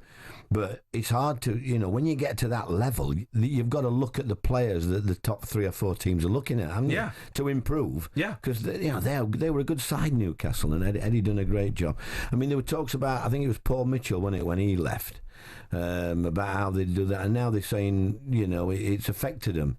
Whereas at the time, I don't think they were bothered about that. So it just shows you. Well, they're fishing in a different pond, aren't they? Yes. Now? That's not a bad way of putting it, Jamie. That for you. Yeah. I think that's very good. Yeah. Fishing in a different pond. Yeah. They're in with the big boys. I know. And they've got to improve. They've got to be like that, haven't they, now? Yeah. Because they are in the top. They're in the top group now, and the support they get. And I don't think he'll want to stand still, will Eddie? So it's pointless signing lesser players just because you can't get the best. And that's why they're not signing anybody. Because the players he's been after, they would all improve his squad, wouldn't they? Yeah. And the players that, if he's not careful, he's going to sign players that aren't going to improve his squad. And then just numbers. Problems. Yeah, and then you've got problems. Let's speak to John Lane from the True Faith Newcastle United podcast. All right, John. Hi, Jamie, all right? Yeah, good. Look, just having a good chat there with Neil about, obviously, the concerns that Eddie Howe has. As fans, are you a little bit worried? I think that this is compounded by the fact that we haven't done much for 3 windows, and then all of a sudden we've signed Elanga. We've been after that right winger. I think it's quite well documented for a long time, and I think that the challenge, I think you've hit the nail on the head, really. We're going after players that are going to improve the squad, but these are also players that would help improve the squad of any top 6 side. I'd much rather that we missed out on those players and were ambitious than we kind of accepted our lane. And I think, also the conversation about about Isak and what happens with him, of course we want to keep a hold of him as long as possible. I think as fans we're realistic that at some point Isak will go, but that's got to be on our terms, and it would be ridiculous to sell him this summer. Absolutely. I just think that would be a massive backward step. Sends the wrong message to the players and the squad, and I don't think it makes a massive difference in terms of the fee whether you sell him this summer or next summer if he's intimated that he doesn't want to stay. It also sends the wrong message to everyone who you're trying to sign. We're talking about Newcastle trying to get these players over the line and compete with Liverpool, Man City. Well, you sell your best player, all of a sudden them players will go, hold on a minute, you're still a selling club, right? Liverpool don't sell their best players. Man City don't sell their best players. They get rid of them when they've had enough of them. So it's a really difficult one for Eddie Howe, because you are competing with legendary football clubs. It is, but it also when you've got a player like him, his head will have been turned. You can't, we all know where people talk to other clubs, don't they? Agents and all sorts of things. Well, Marinakis don't know that. And once that happens and your head's turned, it's so difficult, not just to get the lad on board, but even when the deadline goes and he stays, he's still got that bitterness in the minds of these players when it happens like that. So have you had that before? I've had it before, yeah. And it's hard, even when you know the player and he's a good player and he's a nice lad and you get on well with him. Yeah. It doesn't really hold water. In that respect, it does turn the heads, and you. What do you do in that situation as a manager, Neil? Do you just? Well, eventually you've got to let him go, but I don't think Newcastle can let him go this year. Not in a million years. What do you do? I know, because he's just got to try and get him back on board. I think Eddie will wish that it was the deadline day now, and it's gone, and they can get on with it, because until that comes, speculation is going to be rife, in it, because he is the best, isn't he? Yeah, without a shadow of a doubt. So it's hard, but he is shopping in a different ball. It's a different ball game for him now, isn't it? To the players that he's got. He was in Lidl, Newcastle were in Lidl, weren't they? Now they're shopping in Waitrose. I mean, that's a bit harsh, let's be honest. I mean, look at that squad. I knew you were after a bite, Jamie. No, I think in terms of Isak and in terms of what happens with him, look, if he intimates to the club that he wants to go, the best thing we can do is try and offer him a contract on improved terms with release clauses in terms of, and what I would do is I would offer a release clause which says if we don't qualify for the Champions League next year, you can leave for X amount, and that be less than if we did qualify for the Champions League, because that's us putting more money where our mouth is and saying that's what we expect to. I think the biggest issue we've got with our squad really is probably the drop off. If you look at a squad like Villa, like across the board, they've got really good players, but they're all of a very similar ability. You look at Newcastle's squad, we've got a really good first 11, 12, 13 players, but the drop off. It's when they get injuries, John, isn't it? When they get injuries. Like you say, that first 11's as good as anything in the league, isn't it? When you look at it on the day, they're as good as anybody. Yeah. It is hard, because you have got to get that squad, haven't you? You've got to have players good enough to come in and take over from the injured lads, Absolutely. John, top man, mate. Thanks for coming on. Yeah, thanks, John. Absolute pleasure. Thank you very much. Cheers. All right, right, still to come on breakfast? Superstar Breakfast preview on talkSPORT with Travis Perkins. From excavators to skips or cement mixers to pressure washers, Travis Perkins Hire has all your landscaping needs covered. Yeah, we're going to see if Neil wants to swipe left or swipe right in our latest edition of Transfer Tinder. Former Man United coach Rennie Mullenstein will be with us to dive into whether Amarin will be able to turn it around at Old Trafford, and we'll build up to a huge semi-final for the Lionesses tonight with former Lioness Nikita Paris. That was a look ahead with Travis Perkins. Superstar Breakfast preview on talkSPORT with Travis Perkins. It's easy to hire at Travis Perkins with a Travis Perkins trade account.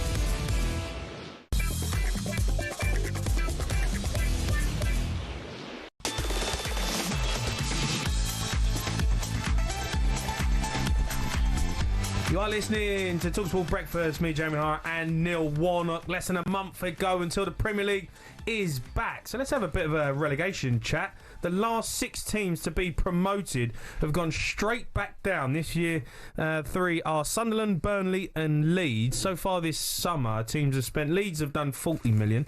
Sunderland have spent 90 million. Burnley have spent 60 million. Sunderland have signed 5 African players in the year of AFCON, which is a bit of a strange one. But look, we'll see what happens. I think their manager says you've got to sign what you can get hold of. But look, Neil, you've been promoted plenty of times. You know what it's about. It is tough coming up into the Premier League. It is tough coming up, but I do think... I think Daniel Farke, last time he come up with Norwich, I don't think he got a fair deal. Yeah. They didn't give him any money, hardly. Whereas I think Leeds are going to give him some money, you know. Yeah. And I think he signed decent players. I think they've got a chance. They've always got a chance when you look at the crowd. Yeah, that they've got. Of course. Sunderland, listen, I know they spent 90 million, but they were so far behind regarding the Premier League. But they're a good young lad, and once again, the crowd will enjoy it. They'll get behind the team up there. I think they might struggle. And I do. I'm not sure about Brentford again now, if I'm honest. Well, Brentford with Thomas Frank leaving and Buemo's leaving, Norgard's left. Yeah. I think Brentford, if you're going to look at a team, look, they've been a great side in the Premier League. I think they could be, if there's a team that's going to drop out of the Premier League, Brentford might be one of them. But Burnley, you know, they've come up with Scott Parker, and the only thing about Burnley is I think you've got to have a good defence in the Premier League. Yeah. They're as good as anything, aren't they? I think they conceded about 8 goals. I know they did. So, and I thought he signed a couple of players towards the end of the season. Edwards, I think, was one of them, or something like that. And I thought they looked like they could. All of a sudden, they were creating more. Yeah. So it's getting that happy medium. And when you've got a back four, you've got a chance, haven't you? When you've got a good defence. Good defence. So it'll be interesting whether they keep the goalkeeper. Or, I think a few people are after the goalie, but I hope Scott does. You know, because he's had a decent crack at it. You know, in terms of he can get teams up and get them promoted. What do you think? What do you think to teams? I know it sounds they had a good side last year, but what do you think to teams like Bournemouth and Fulham and places like that? Do you think they're both going to have good seasons again? I do, Neil. I think Bournemouth will kick on. I think they've got a really good side. I think Fulham now are a proper established. The only team I look at and I go, you might struggle is Brentford, just because they've been a really stable club with Thomas Frank. But he's gone to Tottenham. They've lost their 2 best players. Wissers, I think Spurs are after him. Mm-hmm. You nick another one of their best players, and you're looking at going, they might. Keith Andrews now is obviously his first crack Premier League football. It's very difficult, coming up now. You've seen it. Last 3 teams come up, go down. The year before, same. I don't know if this season with Leeds, Sunderland, Burnley, 3 teams who have been big Premier League sides who might be able to push one of them down, and I don't know who that is. I think the others ones. I mean, Forest did so well last year, didn't they? Done brilliant. Whether that's a happy camp or not, I'm not sure with what the owners like. West Ham as well. I think they're people are saying they could go down. Toss of a coin. Yeah. What kind of season are they going to have? So I think there's a few involved this year, which will give teams like Leeds a little bit of a chance to sort of, you know what I mean? Did you dread going up, Neil? Like where you've been in the Championship. But what you have to do when I think you have to accustom yourself that there's going to be periods of 4, 5, 6 games where you don't win a point. Yeah, and you've got to be the positive person around the club, because heads do go, and the negativity comes in and the fans get to be like that. So you've got to be, as the manager, you've got to really be at the front. I mean, when I was at Sheffield United, we got 38 points that year and got relegated. And you went down. Yeah. So you've got to be a bit lucky as well, haven't you, with the teams at the bottom? I mean, this year Tottenham, for example, were lucky 38 points. That the 3 clubs below were plummeted like that. Yeah. It will be interesting to see how they. It's hard though, isn't it? When you go from winning every week, smashing the Championship to bits, playing great football, and then you come into the Premier League and you don't have the ball. Oh, it is hard, and you don't realise the quality. I mean, I tell the story about when I was at Cardiff. when we played Man City. Yeah. And 30 minutes gone, we've had 2 shots. Good, we're playing well, 2 shots, and then all of a sudden we're 3-0 down at half time. And it's unbelievable, and there's the quality. Yeah. And I'm thinking, what a goal, you know, and it's unbelievable. I've just got a phone call on my phone. Do you know who it is? Go on. Adel Taarabt. Is it? Can you believe that? Is Adel trying to find you? I'll have to ring him back now. He must know I'm on here. Yeah, He'll be coming to my show. I said to him, "Can you get to the Palladium? Where's that, boss?" You should have answered it. I know. We'll have to get him on. See if he'll come. We should try and get him. If it is him, we'll try and get him on. Obviously, Pep. You've got in with him with Pep and his teams, haven't you? It must have been unbelievable to have him. Absolutely, it is. He's so intense, and he's so into it, and he so loves his squad. I know it sounds in a way that's silly, isn't it? But the players want to work. It's all right having good players, but if you can get players that close down and work the socks off like the average player does, then I think you've cracked it. And he's got good players working socks off now, and I do think they'll come again this year. I could see such a difference towards the end, and the players he's brought in the summer. And I don't think he's finished yet. No. I think I think Liverpool will be favourites, and Arsenal, they talk a good game, don't they? So it'll be interesting. I like, I'm up there, and I think it's going to be. I think the Premier League's going to be brilliant next season. I really do. I think everyone, Man United, Tottenham fell away a little bit last season, and they had put their eggs in the basket of the Europa League. But you say Arsenal weren't great. Teams Chelsea trying. But I think this season, everyone's gone big. Man City have rebuilt. Liverpool, Arsenal, Chelsea, Newcastle trying to do stuff. I think it's going to be absolutely fantastic. You've got Leeds coming into it again. But don't you think? I mean, we are lucky, aren't we, in England? We talked about non-league earlier, but the Premiership, wow. Yeah. I mean, and it's not. I think it's good when you've not just got one club. I mean, I know Liverpool won it. But they didn't, on paper they won it easy, but they didn't win it easy last year. They just were more consistent. Yeah. For me, the difference between the teams were Liverpool beat the bad sides. Yeah. They just managed to find a way of winning when they didn't play well. Yeah. Whereas I thought Arsenal had a couple of 6 weeks of hell, which cost them, and Man City, they made mistakes that weren't coachable. I mean, when you looked at some of the goals, you couldn't. Pep couldn't blame himself for the goals. They weren't like tactical goals. No, they were just mistakes. Yeah. Sunday League players wouldn't make some of them. Yeah, no. So it's it's a matter of cutting everything out like that, and it just promised to be a great league this year. Yeah, it's going to be great. Perry Groves thinks it's the beginning of a Liverpool dynasty. Do you think they're not far off it? I mean, if they get Isak, it probably would be, but it looks like they're going to get Ekitike.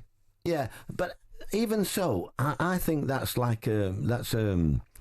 not a guarantee that he's a great player. Yeah, but he's still potential him. Yeah, and the Premier League's a difficult league. The only thing about it is when you play for a team like Liverpool or Man City or Arsenal, you're going to get the ball a lot in good areas. Yeah. And if you're a good finisher, it does help, doesn't it? So yes, it'll be an advantage. It'll be a help to the squad.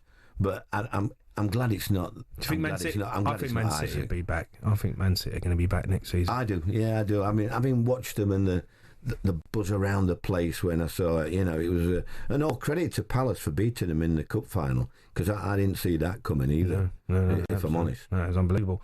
Right, we're going to turn our attention back to Manchester United as well. Cunha in and Buemo in, linked with Martinez and Nicholas Jackson. Man United finally back. Neil doesn't think so. We're going to discuss that next.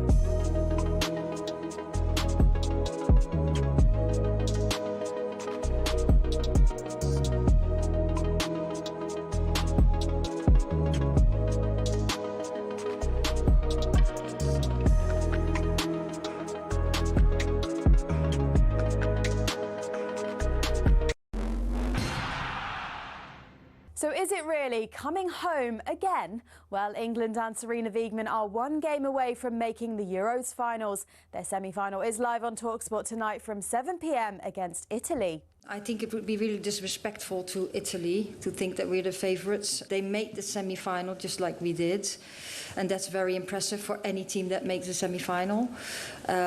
So complacency is just the biggest mistake you could make. The England boss has also condemned the horrific racist abuse suffered by defender Jess Carter on social media. It was addressed by teammate Georgia Stanway too, who was absolutely clear on the team's stance towards online trolls. To us, the people that are being abusive and saying these things and doing things like this, they're not fans.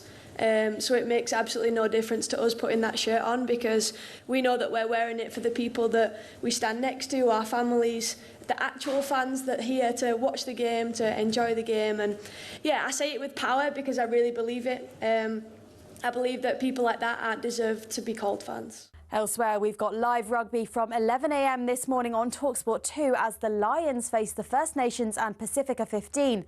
Jamie George starts after being brought in from the England squad in Argentina, and he told us it's an honour to play with his old Red Roses and Saracens buddy Owen Farrell. We're sharing a room this week actually, so he's not that happy about my snoring, but no, other than that, we're getting on very, very well. And yeah, like I'm a proud mate of him. Very proud of him to come back, and you know he deserves the opportunity to captain the team. Meanwhile, Brian Mbeumo is now a Man United player after sealing his move from Brentford. He joins on a 5-year contract after a fee that could rise to £71 million in value. United superfan Flex was on talkSPORT last night, and he's fully behind the club's new tactic of signing in-form players from other top-flight clubs. I think Manchester United need to get back to basics and fundamentals of not doing the we're Man United, why are we going to sign a player from Brentford or from Wolves? No, that is exactly what Manchester United need to be doing. They need to be going around the league and trying to get the better players from the league where there's no settling in period. As always, there's more at talksport.com.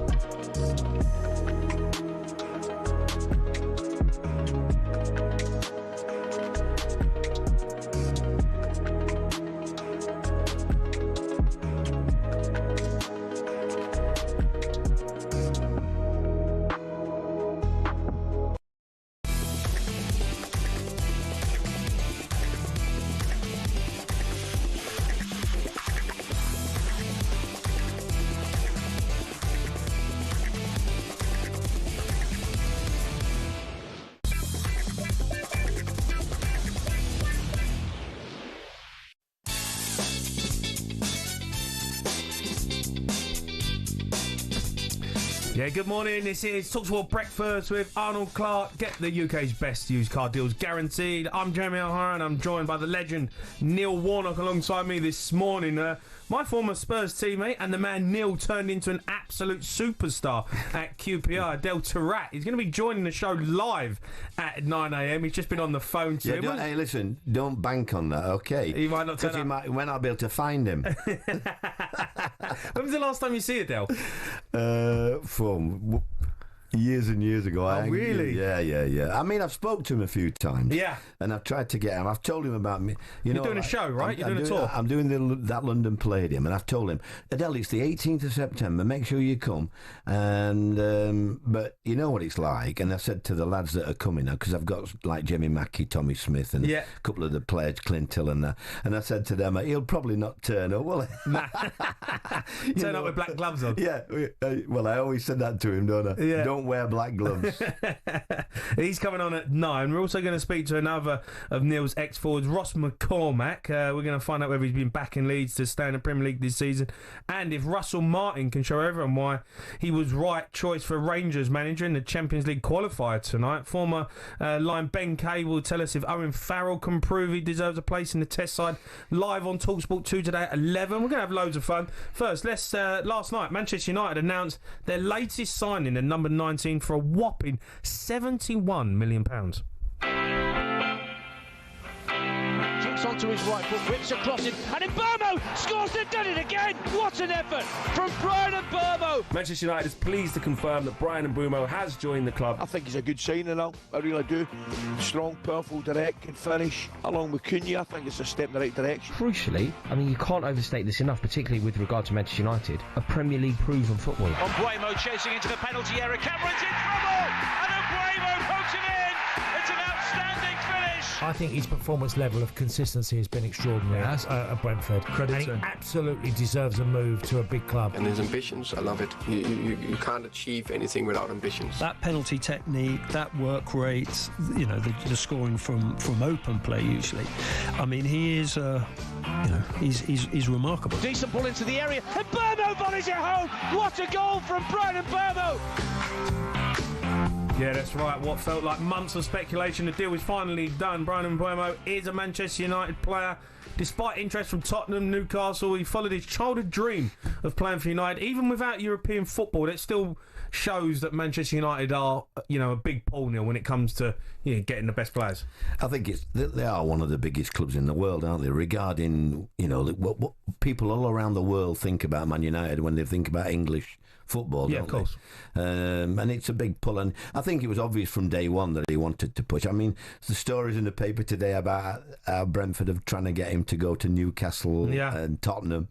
But I think once your mind's made up and you want to go to that club, then good luck. £71 million though, is a lot of money. I think it's probably about 15 million more than they should do. But I think that's because of Man United, really. Yeah. I think Man United have to pay a bit more. But at least it's a proven, some of the signings over the last 5 years, dearie me, the 80 million for Sancho and some of the other money throwing about. Disaster. So it's at least when you know what you're getting here, you've got a good player. Yeah. Yes, I know it's been Brentford, it's not a Man United, so I think everybody's out regarding that, but he seems a level-headed lad, and I don't think he'll let too much affect him. Me, if I'm honest, I think he'll do well there. Yeah. Let's speak to Rennie Mullenstein. He's joined us now. Right, Rennie. Good morning, Jamie. Good morning, Neil. Morning, Rennie. Rennie, pleasure to have you on, matey. Look, Amarin's got a couple of decent signings over the line. Cunha and Mbeumo. Do you think that can say they're back? No, I think that's a little bit too early to say. Because we all have to see it. I said it before. I think people ask me, what do you think of Manchester United this season? I think ask me the same question when they've played 10 games. Because I do think they have to come out the traps for everybody, for Amorim, because if that doesn't happen, then straight away the discussion starts flaring up again about is the system right, and the negativity that they had to deal with. And I heard Neil before saying, when you're not winning, you as a manager have to be, on the front foot, making sure you stay positive. But that negativity has been getting under everybody's skin, and that is what you want to get rid of. You can only do that by great performances and winning games. Cunha and Mbeumo, I do think both really good signings. What do you think about the back line, Rennie? I worry still about... is it me? Have I missed any signings for Man United at the back? No. Because I thought they were poor last year at the back. I do, and I totally agree with you. I think they do have got some really strength up front, creativity, assist and goals in there. But I think what everybody could see and what all the opponents did, they did expose the midfield especially as well, that got overrun a lot. And therefore the back line got under pressure and they conceded too many goals. And like you said, it still worries me as well. Yeah, I mean, look, when we look at Manchester United, me and Neil know, obviously, over the years, a huge football club, and I feel like they're in a position at the moment where they've got no European football. They've got to kick on. Alan Pardew thinks they could be in a relegation fight. I mean, do you think it could be that extreme? Well, I think Alan obviously thinks along the same lines as what he's seen last season. And obviously these two signings hopefully will make a difference, but they make a difference, on the front part of the game. But at the end of the day, you start with a solid backline, with a solid, axe in the middle of the park with good goalkeepers, good centre-backs, and not conceding goals. So I think, again, it's too early to say, but it all depends on how they're gonna start the season. Rennie, when he came in, what my beef is with him is that when as a manager, when you go into a club, I always thought you look at what you've got and then decide how you're going to play. And he's so adamant about playing three at the back. And I thought when he came in, I thought, well, you're not going to play three at the back, pal, because you haven't got three centre halves for a start. And I just don't understand the logic of playing this system if you haven't got the players. And unless he signs one or two defenders, I can't see anything changing. No, and then again, you're totally right. And I said it before, and I think Amorim dug himself a little bit of a hole by being so persistent to that system, because I think he should have said, listen, I do favour the 3-4-3 system. I've had a lot of success with it. I hope I can make it work at Manchester United, but I need to look at the players that I've got. Yeah. I need to look at the Premier League, and maybe I have to tweak a few things to make sure that I get things going. And that hasn't happened. And that's why if he sticks to it and it doesn't work from the word go, then straight away that negativity and the uncertainty will come back, what they had last season. And Rennie, I've got to ask you about Barcelona and Marcus Rashford. That deal obviously getting done. Do you think he deserves that move? Yeah, in some ways I do, because obviously I still think Marcus Rashford, a good Marcus Rashford, is a very, very good player with world-class qualities, and he would fit well with Barcelona. He would fit well in the Spanish league, because they play slightly different than in the Premier League, because I do think the Premiership is still the most difficult league in the world. So I can see him fitting in there, absolutely. And it's good for finally that has all come through and it's happening for him. I think it's time at Manchester United is over. For whatever reason, something has broken down over time. So good luck to him. I had to laugh yesterday when he said, I was on a programme yesterday with Simon Jordan, and they brought up that he's going to forego £10 million or something, or whatever it was. And I had to laugh because, who doesn't want to go and play for Barcelona? Nah, especially, no disrespect to Aston Villa and clubs like that. Yeah. But, if you've got an opportunity like that, and you Marcus, he knows that this is a chance of a lifetime, isn't it? Yeah. And money can't be coming that as a driving force when he's got an opportunity like that, can he? No, absolutely not. Rennie, what about Garnacho, Anthony, Sancho, still at the club? Got to get rid of them. Difficult, right? Because you got top players on big money, and can't get them out the door. Yeah, but plus the fact that they totally do not fit in the system that Amorim wants to play. They're all wingers. The strength is all playing high and wide on the line, getting into 1v1 situations, taking players on inside, outside, and then make things happen. So, Neil said it before, too many signings, too much money, and haven't really performed. And Garnacho, when I watch him, I like him. I thought to myself, wow, he can win games of football. And of all the players, I thought he was the one that surely you could just tweak something in what you're looking at to get him involved. Because, they're buying players now. Are they any better than your Garnacho? All the players they're going to look at. I agree. I just think he's got to start. Apparently he's a bit of an attitude problem. I don't know. Not what, a bit like you. Apparently that's why they want him out the door. But look, it's a difficult one. They're looking at other players. Nicholas Jackson, apparently they're looking at Rennie. I don't know if he's good enough to lead the line at Manchester United. What do you think? Yeah, but then again, you look at the fee that they slapped on it. I know, 100 million plus. I agree with you. Oh my God, what are we talking about here? Hey, but Man United would probably pay it. We're looking at the money they've thrown away on people. Sancho, Antonio. I just look at the money that they've wasted over the years. And but if you think about it, Neil, and that really just rubs up against me a little bit, because if you look at the last 12 to 18 months, what has happened at the club, the redundancies that they've made and everything, and all the club what was built, the foundations on what it was built is being ripped to pieces, and these people sitting there giving their hearts and souls to the club, and this money has been thrown around, and everybody asks, where's the sanity in this, where everything that was happening in the club has been taken apart. So I think that it is also for some people at Manchester United that hold Manchester United dearly hard to digest. Rennie, do you think he survives the season, Amorim?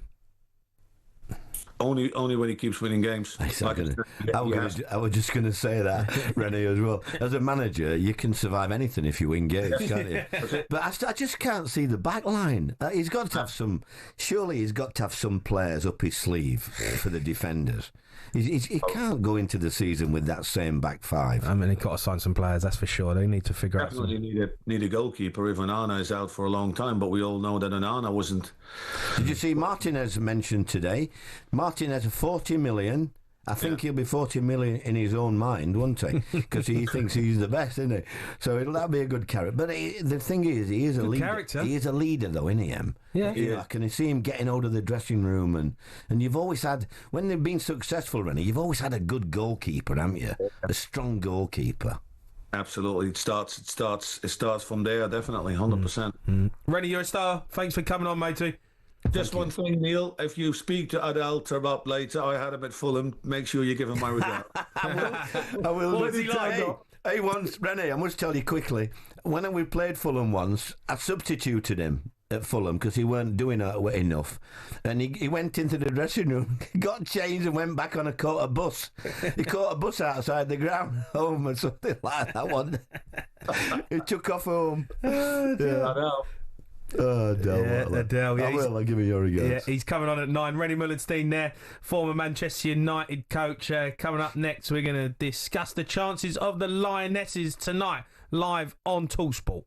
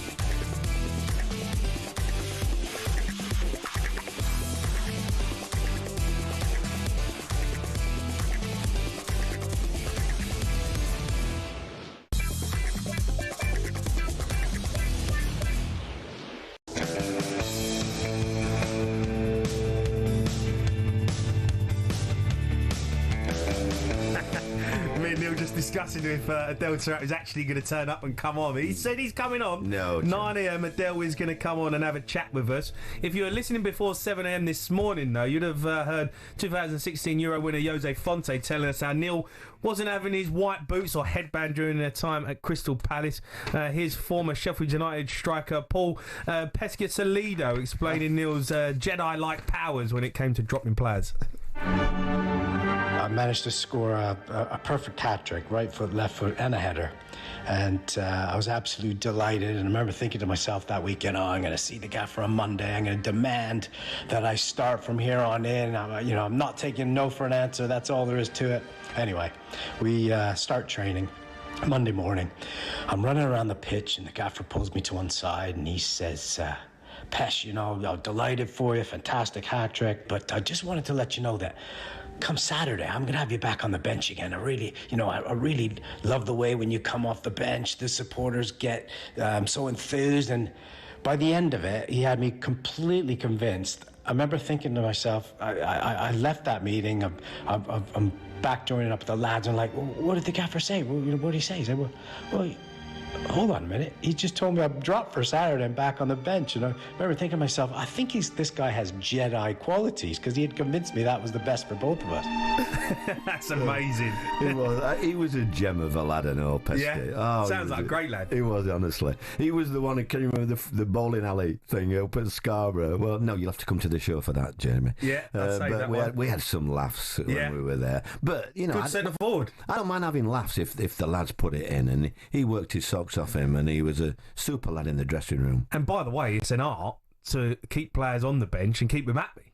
Yeah, he had that effect about, and I wasn't joking about that. When he came on as a sub, he just lifted everybody. The crowd, everybody thought Pesky will change he'll create something, and he was just one of them players. When you started him, he wasn't as effective in that respect, because he'd have to get into the game, whereas he had to come on and have that impact. Yeah, brilliant. Time now for the latest odds with Coral. Simon Clare. The Coral Daily Download on talkSPORT with Coral, proud sponsors of the Qatar Goodwood Festival. 18 plus, gambleware.org. Simon, morning, matey. Good morning, Jamie. Hey, Neil, good to see you again, mate. You looking well? Thank you very much, son. Yes. Nice to see you too. Yeah, Si, absolute pleasure, mate. You got Goodwood next week. Again, no invite for O'Hara. Brazil's going to be down there. McCoy's, Warnock. I'm going on Tuesday. Are you, Neil? I am, Come and see us in the Coral box. And Jamie, you're more than... Listen, we tried to get you to the Coral Eclipse. Jason Cundy said he might be available. And then you... but was it childcare issues or something? Yeah, but you don't do fish and chips in the box. Exactly. We don't Honestly, we chuck you the invite and you can't come. Listen, Neil, come and see us, because, Goodwood's going to be amazing. I think the forecast, thank God, we've got a lot of rain around this week. It's looking good. And...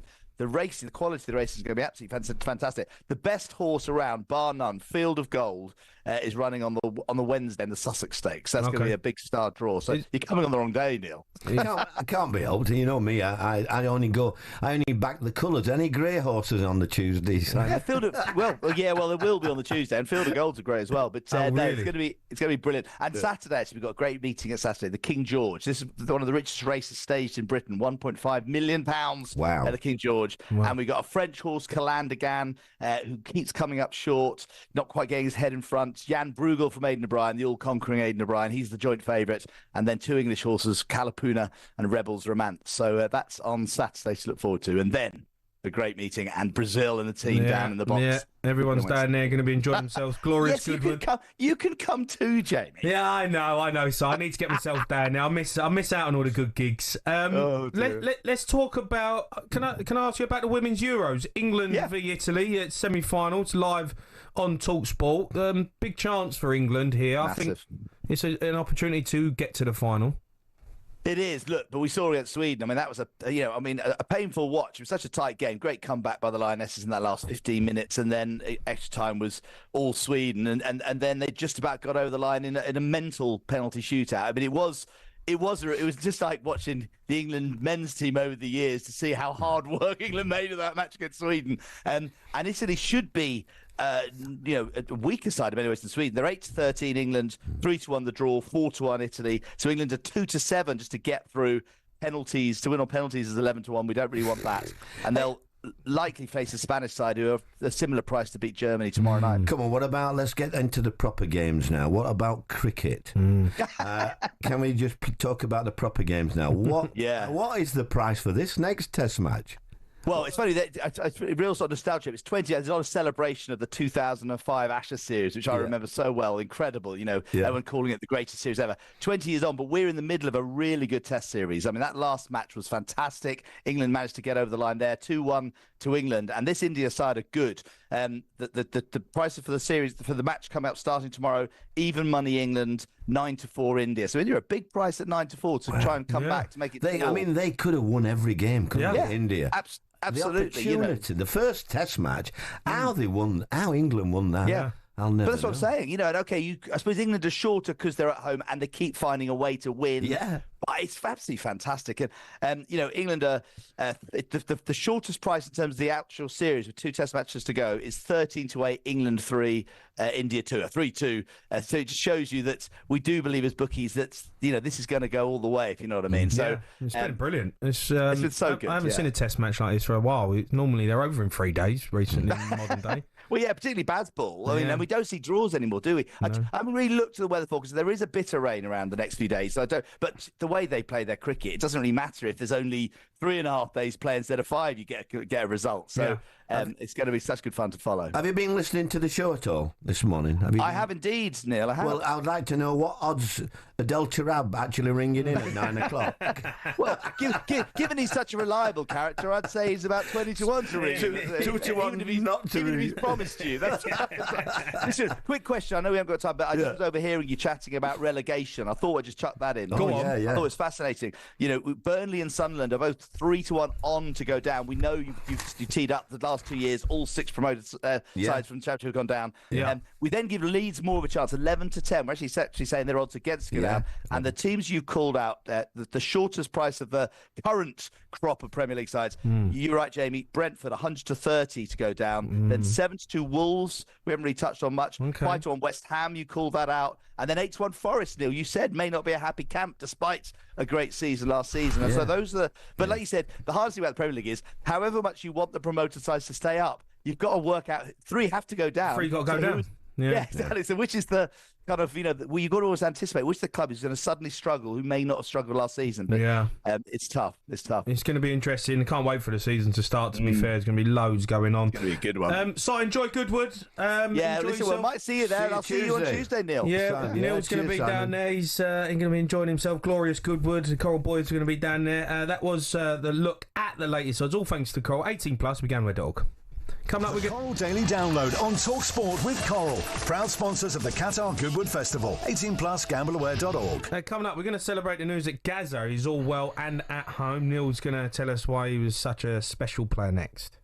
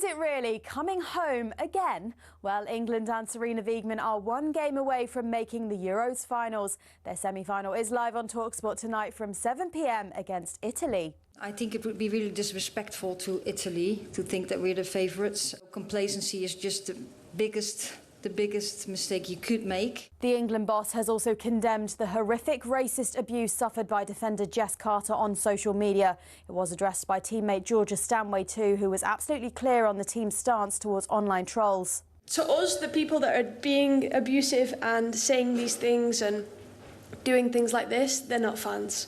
So it makes absolutely no difference to us putting that shirt on, because we know that we're wearing it for the people that we stand next to, our families. Meanwhile, Brian Mbeumo is now a Man United player after sealing his move from Brentford. He joins on a 5-year contract after a fee that could rise to £71 million in value. United superfan Flex was on talkSPORT last night, and he's fully behind the club's new tactic of signing in-form players from other top-flight clubs. I think Manchester United need to get back to basics and fundamentals of not doing the "we're Man United, why are we going to sign a player from Brentford or from Wolves?" No, that is exactly what Manchester United need to be doing. They need to be going around the league and trying to get the better players from the league where there's no settling in period. As always, there's more at talksport.com.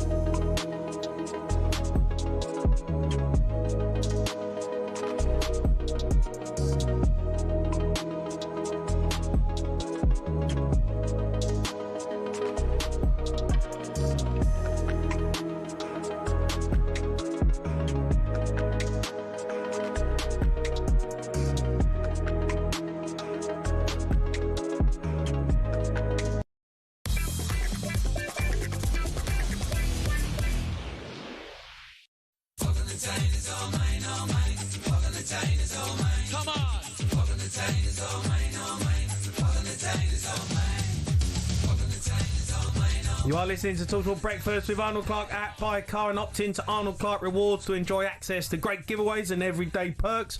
I'm Jamie O'Hara and I'm joined by the legend Neil Warnock. Some great news though. Former England midfielder Paul Gascoigne is back home and doing well after being admitted to hospital over the weekend. Neil, unbelievable player. Grew up, he's one of my idols growing up, Paul, and you would have loved to manage him, wouldn't you? Oh my goodness me. I mean, to be fair, I was in charge for Notts County when we played them in quarter-final at Cup, Tottenham. Okay. And we should have won that game, really. Went in front, Donna Reardon scored a great goal. And then Gazza should have got sent off. He elbowed Paul Harding in the face, and he should have gone, but the referee bottled it, as always, as they do with the big clubs. Yeah. And he ended up, if he'd have got sent off, he wouldn't have got injured, because he got injured at Wembley in the final, didn't he? Of course. And he was out for ages and ages and had operations, and he'd done his ACL. He broke his leg, didn't he? It was a nightmare for him. He should have got sent. But when he scored that goal, that was him. I mean, I loved his celebrations, and he just had so much ability, didn't he? It was crazy. Yeah, I grew up watching him. And I was just like, what he used. I used to love. You don't see it that much anymore, but he was a midfielder that used to run through the middle of the pitch. He'd go at you, like a winger. Yeah. He could drive at you through the middle. You don't. Jack Wilshere was one of them I thought could do that. Yeah. Musa Dembele at Tottenham, who was a player I always found could drive through midfield. I think with talented players like that, they've always got a screw loose, haven't they, really? Yeah. I mean, look at him, some of these escapades he got up to and what have you. And that's part and parcel of his makeup, wasn't it? He was that sort of carefree lad, but he did that on the pitch. I thought his ability was fantastic, mate. Yeah, and it's good to see him well again. Hopefully he can be back up and running. Some breaking news for you though. We've been speaking about promoted side. Leeds have signed Anton Stash from Hoffenheim for around £17 million. I don't know much about him, I'll be lying, Neil, but it looks like there's 17 million quid they've spent on him. They need to get some players in. It's going to be interesting. We're just speaking to Simon Clare there about, Leeds are a massive football club. If they can get my favourite. I know. Listen, I know he's not an out-and-out Premiership player. I love Dan James. Yeah, he'll be fed up of me telling him that, but he is. I love players that get the ball and run at people. Yeah, and he just signed a new contract. I'm pleased about that because I do like Daniel. I think he's going to surprise a few people this year. And like you said, the backing. Teams don't find it easy when they go to Ellen Road. It's a hostile environment, isn't it? And they're going to have to really play the part this year, the crowd, and I'm sure they will. Got to get behind them. Daniel Farke deserves that as well. He does, he does. Because he had a bit of a tough one last time he was here. So Leeds fans, new signing, Anton Stack. You've signed him from Hoffenheim for 17 million quid. It's been an absolutely massive evening tonight, though. Lionesses, they face Italy in the Women's Euros semi-finals live on talkSPORT. The quarter-final, of course, certainly was a roller coaster ride. England become the first ever team to progress from a knockout tie in the Women's Euros, having trailed by 2 or more goals. After a dramatic penalty shootout, England sealed their place in the semi-finals. Holmberg, it's over! England are in the semi-finals! They expected, somehow, from somewhere, the Lionesses have delivered. Their grip on the Euros trophy remains alive. They have won an epic penalty shootout, 3-2 in Zurich. Yeah, safe to say all the Lionesses fans would prefer a much more stress-free win. They've now reached the semi-finals. Look ahead to a massive game tonight. It's a great pleasure to say good morning to 2022's Euro winner, the Lionesses, Nikita Paris. All right, Nikita? Good morning, Jamie. Nikita, it's an absolute pleasure. Thanks for coming on. Where are you? What are you up to? Today I'm at Chadden FC, the big football day, powered by the National Lottery. It's an opportunity for young girls to come down and enjoy football sessions. And here at Chadden, they have a all-purpose base pitch all weather, and they've needed it because the rain's been falling. Yeah. But luckily enough, the lottery have sorted them out with a nice new pitch, and yeah, they're enjoying the training sessions. Amazing, yeah, amazing. I've actually played at Chatham. It's a great little ground. They pack it out as well. The fans down there, it's brilliant. Nikita, just on the game tonight, it's it's a massive game. In terms of where they can go, can we see them get into the final? Yeah, I think so. I think on this side of the draw that England found themselves on, I think Sweden was going to be the toughest test. That's no disrespect to Italy. They've done fantastically well getting to the semi-final, but they are the underdog team in this tie, and I think England will come through easier than they did in the quarter-final, let's say that. It is a tough. I mean, sometimes, Nikita, these the teams that you're supposed to beat, sometimes they're the most difficult ones, aren't they? Because they've nothing to lose now tonight, have they, Italy? No. Everybody expects them to roll over, so it'll be. They're going to have to be professional tonight, aren't they? Yeah, morning, Neil. Yeah, definitely. I think, you can't underestimate Italy, of course.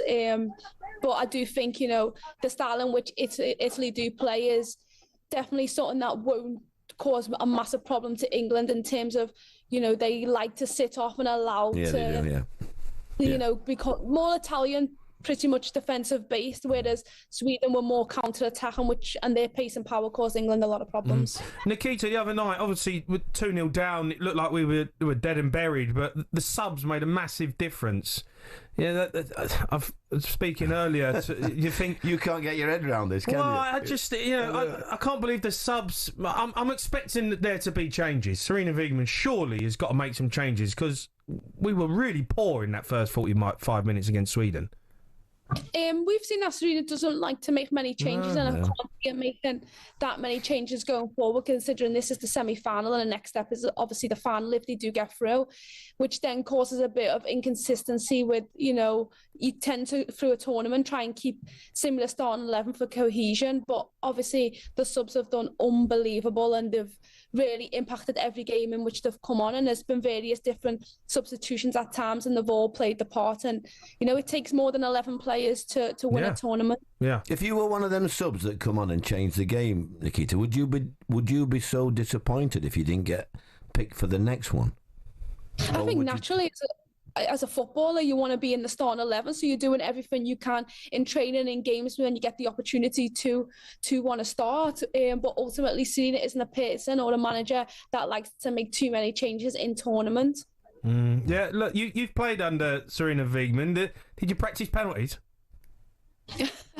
Yeah, but I'm telling you, practice and penalties. You should know, Jamie. I know. I missed a few. Actually, yeah. So have I. But practice and penalties, and actually the reality of it when you're in a stadium in a major tournament quarter-final, it's a very different atmosphere. You can't really replicate that in training. And I never took one, even in Sunday League. I never took one, mate. I ain't got the bottle to take one, mate. Yeah, I think you make a good point. Just run up, take it, instead of walking up that long old walk. She did well, didn't she? Lucy Bronze, was it? I mean, wow. Amazing, go up, thump it, and... Well, I thought, wow, that's, the way she did it was unbelievable, wasn't it? Yeah. How do you take your penalties, Nikita? Did you give him the eye? Do you give him the eye, Nikita, or did you smash it? No, I definitely didn't give them the eye. I just, as I was walking up, I picked my spot, and hopefully the keeper didn't go that way. But and all the time I've practiced through all the years, but. Yeah, I've just never been able to replicate that moment. Yeah, you can't. I don't think you can. We was having this chat earlier with Neil. You can sit there and you can try and put pressure on the lads in training and to try and make them do something, to try and create a pressure. But there is nothing like the moment when you've got to go up and then all of a sudden you're sitting there thinking, can I tell you the first time I ever saw where you go up and stop and the goalie dives and you put it in. Yeah. I was present at the first game I ever saw in England. It came from Pelé, and I watched him play for Santos at Hillsborough, Sheffield Wednesday. Okay. And he did that. I was on the cop with all the Wednesdayites, and he came up and stopped, and the goalie dived, and then he put it in side-footed. And then Wednesday got a penalty later on. Colin Dobson, a ginger-haired lad, he took the penalty, a winger, and he tried to do the same. And stumbled, and the kid saved it. But Pelé, I mean, that was the first time it ever happened. I don't know how they've got the guts to go up and stop like that. It's a technique now. I know it is. It is a proper technique. Look, just on the Lionesses, Nikita, obviously they are the holders. We haven't been amazing in this tournament. There's been certain players who have really stood out, but how big is this tonight for the Lionesses, for the women's game, to get to another final? Yeah, it's massively important, and sometimes in tournaments in football you don't get the performance you want, but you get the result, and ultimately that's all that counts in tournament football, that you go through to the next round. And quarterfinals complete, semi-finals tonight, but to retain a European Championships would be massive. The legacy would be uncontested. Yeah, it'd be unbelievable. Got to play Spain or Germany now in the final. That's going to be tough. Spain have looked pretty decent in this tournament. Nikita, you're a star. Enjoy yourself today. Thank you. Yeah, thanks guys. Bye. All right, thanks for coming on, Nikita Parental, former Lionesses striker. Don't forget, you can hear a live commentary of the Women's Euro semi-final between England and Italy live on talkSPORT from 7 p.m. tonight. Let's look ahead to the next hour of the show, though, with Benchmarks. Superstar Breakfast preview on talkSPORT with Benchmarks Kitchens and Joinery. Get trade prices on kitchens to suit all styles and budgets at Benchmarks.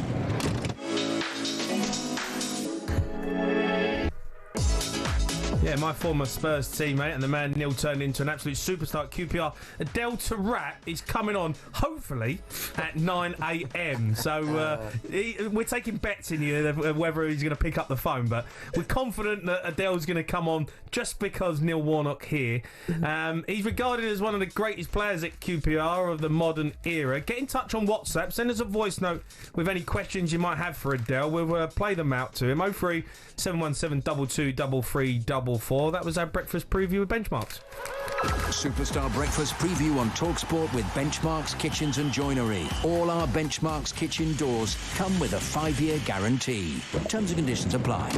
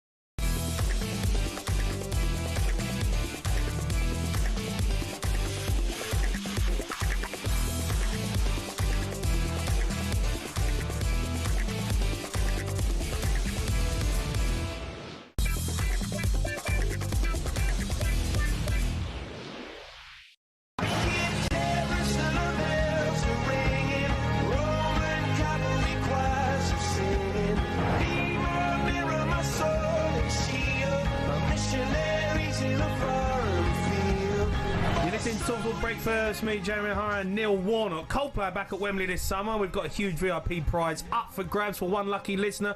We're giving you the chance to win 6 tickets and a private box for you and your mates on August 22nd with full hospitality. Plus, we're chucking in 10 grand spending money, completely tax-free. Here's how to enter. 18 plus, UK excluding Northern Ireland for a chance to win. Text the word WIN to 83338 by 4th of August at 11 p.m. and you're in the draw. Text costs £2 plus one standard network rate message. You must have the bill payer's permission or post your name and number to Coldplay Competition, PO Box 3190, Colchester, CO2 8GP to arrive by 5 p.m. on the 7th of August. It's a talkSPORT limited promotion run on talkSPORT, Talk and Virgin Radio UK stations. Full T&Cs at talksport.com. Whew, I can have a breath now. You like a bit of Coldplay, Neil?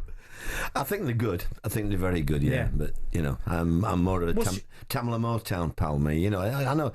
And, you know, my son Will, he still plays Tamla Motown. And, you know, like, I always said to him, you know, like these headbangers. Yeah. Like what you players have on before games. I used to say to him, like, right, if you lose today, we're having Lionel Richie on next week. Yeah. And I understand where they're coming from. They want that loud banging, don't they? Yeah. They still, the young lads still like Tamla Motown, don't they? Do they, yeah? Yeah, blinking out the old... Who was in charge of the dressing room at QPR and that was... Well, I think Sean Derry, Clint Hill, Jamie Mackey. But they were all, you know, every dressing room has them, don't they, really, with the music. I feel like them players like that are going out of the game, if anything. I feel like we're losing them characters, aren't we? Leaders. Yeah, leaders, just don't exist anymore. The Club World Cup, though, is just finished. The Premier League is still a few weeks away. Both clubs are trying to qualify for the Champions League. One of those is Rangers. They face Panathinaikos tonight, second round of qualifying. Huge game for Russell Martin. He says it won't be season-defining, but... You're a big Rangers fan, Neil, right? I like Rangers. I like Russell as well. Yeah. I think, you know, I hope he does well. I think it's a great club for him, and I know he loves it. You know, I have had contact with him and told him to go and enjoy it, you know. Yeah. But it is difficult up there for, you know, the top two teams because most of the teams come and sit back. Yeah. So you've got to play on that front foot, haven't you? You know, you've got to be... And so it'll be interesting how they go on. He's a good manager. Have we done what it's Southampton? Well, look, I sent him a message at the end. No doubt Southampton, you know, were happy how they finished the season after getting rid of you. Yeah. They got worse. Oh, my goodness me. I mean, terrible. They plummeted, didn't they? Yeah, when terrible. He went. I didn't see the point of him going, really, from their point of view. But I'm glad he did now because Rangers is a fabulous club and he'll really enjoy it. He deserves that opportunity. Yeah. No, I think he's going to do a good job there. He's a good manager. He's going to play some good football, that's for sure. Joining us now to look ahead to it is Ross McCormack joins us. Right, Ross? Morning, guys. Jamie. Neil. Hi, Ross. Ross, how are you, mate? Are you good? Yes, I'm very well. I'm just enjoying a nice morning coffee here. Lovely. Look, I'm going to ask you a few things. We'll get into when you played for Neil, but just on Rangers, Russell Martin gone in big game tonight. Yeah, it's interesting. I was listening to his press conference. He said that it's not going to be season defining, but I'm not sure. Not sure there'll be many fans that'll agree with that. But it's a huge game for them. I think they'll need that pot of money to if they get into the Champions League to go and get some more quality players because I think they're missing a few. I think when I watched them last year, Ross, you know, Celtic just had a little bit more forward line. You know, the creativity, they just had that little bit more. So it'll be interesting now, won't it, to see... Because I think Russell's a good appointment for me, personally. Because I mean, they have loads of the ball up there, don't they? It's just that finishing, you know, the finishing aspect. Yeah. Yeah, I agree with you there. I think the biggest gripe that the Rangers fans probably had last year was when teams came to Ibrox and sat 10 men behind the ball, they didn't really have the quality to go and break them down. I think that's what they're missing, real difference makers now. It's going to be difficult for them tonight because Egerman doesn't look to be ready. Gassama, who they signed from Peterborough, who's by all accounts really exciting, he doesn't look as if he's going to be ready either. Dessers isn't ready. So that front line tonight is going to... It looks as if it's going to probably be Kieran Dowell, who done well at Birmingham last year. Maybe Cortez, who was out for most of the season last year, and striker, probably Danilo, who didn't look fancy towards the end of the season. So it's going to be a difficult game for them. Yeah. Look, Ross, I've got to ask you about Leeds and Aston Villa. Daniel Farke is coming in. He's got a good crack at it with Leeds this season. It's going to be tough, but do you reckon they can do a job and stay up? Yeah, you're spot on. I think it is going to be tough. I think Longstaff, I think, is a good signing. I think one of the biggest things they were missing last year to make the step up in the Premier League was probably legs in midfield. Tanaka's a wonderful player, great to watch. But Gruev next to him, there's not much legs in there. I think dynamism, Longstaff will give them that. Still think they're missing a number 9. I think they need goals badly. Need goals in the Premier League. I don't think Piro's a nice player, good player, decent finisher, but is he going to go and get you them 15, 20 goals in the Premier League, which Leeds will need to... Ross, do you know when you look around, I agree with you, but where are they? Where are the strikers that Leeds could afford? I mean, I don't see them. When you look at the lad Arsenal are going to sign, how much money? 70 million, I mean, I just don't see quality strikers available, Ross, at minute for teams like Leeds. Nah, there's not many around. I think the one, if I was looking at it in the summer, I would have went for was probably Callum Wilson, to be honest. Because you know what you're getting, don't you? Exactly, yes. Everything you hear about him, he works hard. He's a good lad round about the place. He's a good player. And he'd probably have that bit between his teeth to go and show, no, do you know what, I can get back to the levels that I was at. So I would have looked at that one. Other than that, you're probably right. You're looking at probably... top end of the Championship strikers. Is there many there that can make the difference in the Premier League? I'm not sure. That gap's getting bigger every single year. It's on you, Ross. You scored a couple of free kicks. Well, you mentioned Gyökeres. I was a snippet, 12 million, wasn't I? Just on Villa as well, mate. Obviously, they lost Rashford. Obviously, they probably wanted to get him over the line. Quiet transfer window so far, but they've got a good squad anyway. Yeah, they've got a good squad, and probably more importantly, they've got a really good manager who probably won't panic. I think they'll get players in. I think they'll be okay this season, but to replicate probably the heights that they got to probably like last season, the season before, is going to be difficult. The one for me is Grealish. I'd go and get him back in a heartbeat. Yeah, an absolute heartbeat. I think he's an unbelievable talent, and he'd be desperate to go back there. Yeah, I agree. Ross, obviously I played with you at Fulham, but Neil was your gaffer as well, right? What was he like? He's dying to do that, aren't you? Yeah. I've got to tell you, right? He was a little bit like you. He did work a little bit harder than you, Jamie. He could score more goals. But I'll tell you now, he was as good a finisher as I've ever had under me. In any of the teams I've had, he was as good a finisher. Yeah. Give him a ball in the box, and he would finish. Oh, he was brilliant at finishing, Ross. But the problem was we'd lose 3-1. As long as I scored, Jamie, that was all right. Exactly. Hey, Ross, he was telling me that before you come on. He said if we lose 3-1 and Ross scored, he'd be happy. I've done my job. It was 3-2 at Fulham, though. I scored 2. Ross, did you play under Neil? You didn't play many, right? He did. I had a few games under me. Yeah. I think, Neil, you were there, for maybe just over a season, maybe? Yeah, that's right. Listen, at that period in time, Leeds will tell you, Neil will tell you at Leeds, it was difficult for anyone coming in. You could have any manager, any player, but it was just...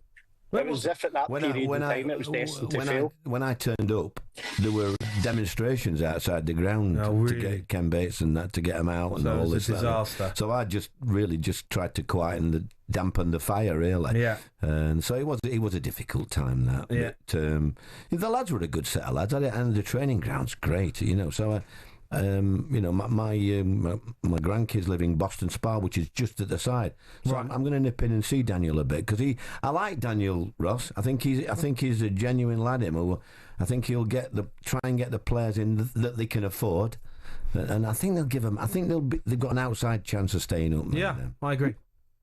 I think probably the first 10, 12 games, Neil, are going to be hugely important for Daniel, especially because I think there was a few murmurings towards the end of the season. Are they going to keep him? Are they not going to keep him? So if he gets off to a good start, he'll be fine. But if he struggles the first 10 games or whatever, then I don't think it'll... don't think it'll look great. Yeah, I think owners, especially new owners, when they've got big plans and all that. I'm afraid it's the same for all managers now. Isn't it? Really, not just Daniel. It's the same for everybody. Ross, you're a star, matey. Good to speak to you. Cheers, Doss. No problem. Take care, guys. Ross McCormack there, former Leeds Aston Villa player. Coming up, you ain't going to want to miss this. Will he or won't he join us? Adel Taarabt is hopefully coming up.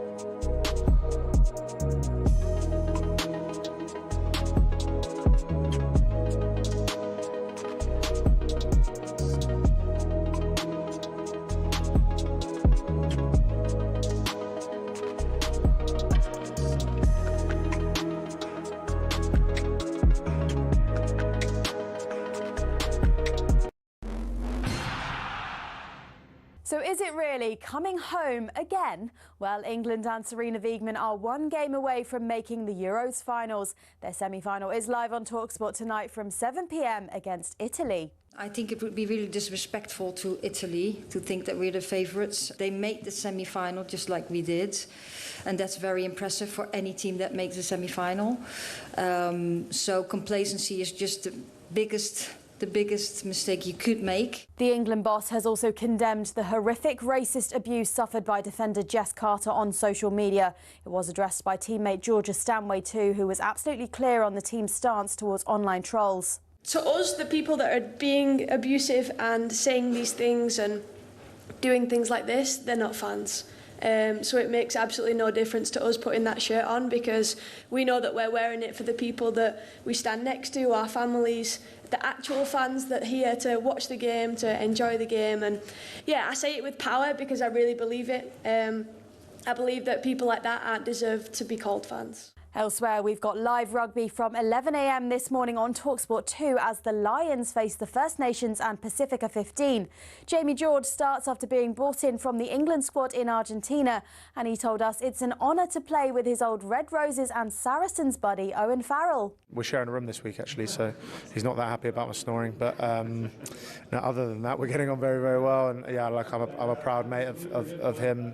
Very proud of him to come back, and you know he deserves the opportunity to captain the team. Meanwhile, Brian Mbeumo is now a Man United player after sealing his move from Brentford. He joins on a 5-year contract after a fee that could rise to £71 million in value.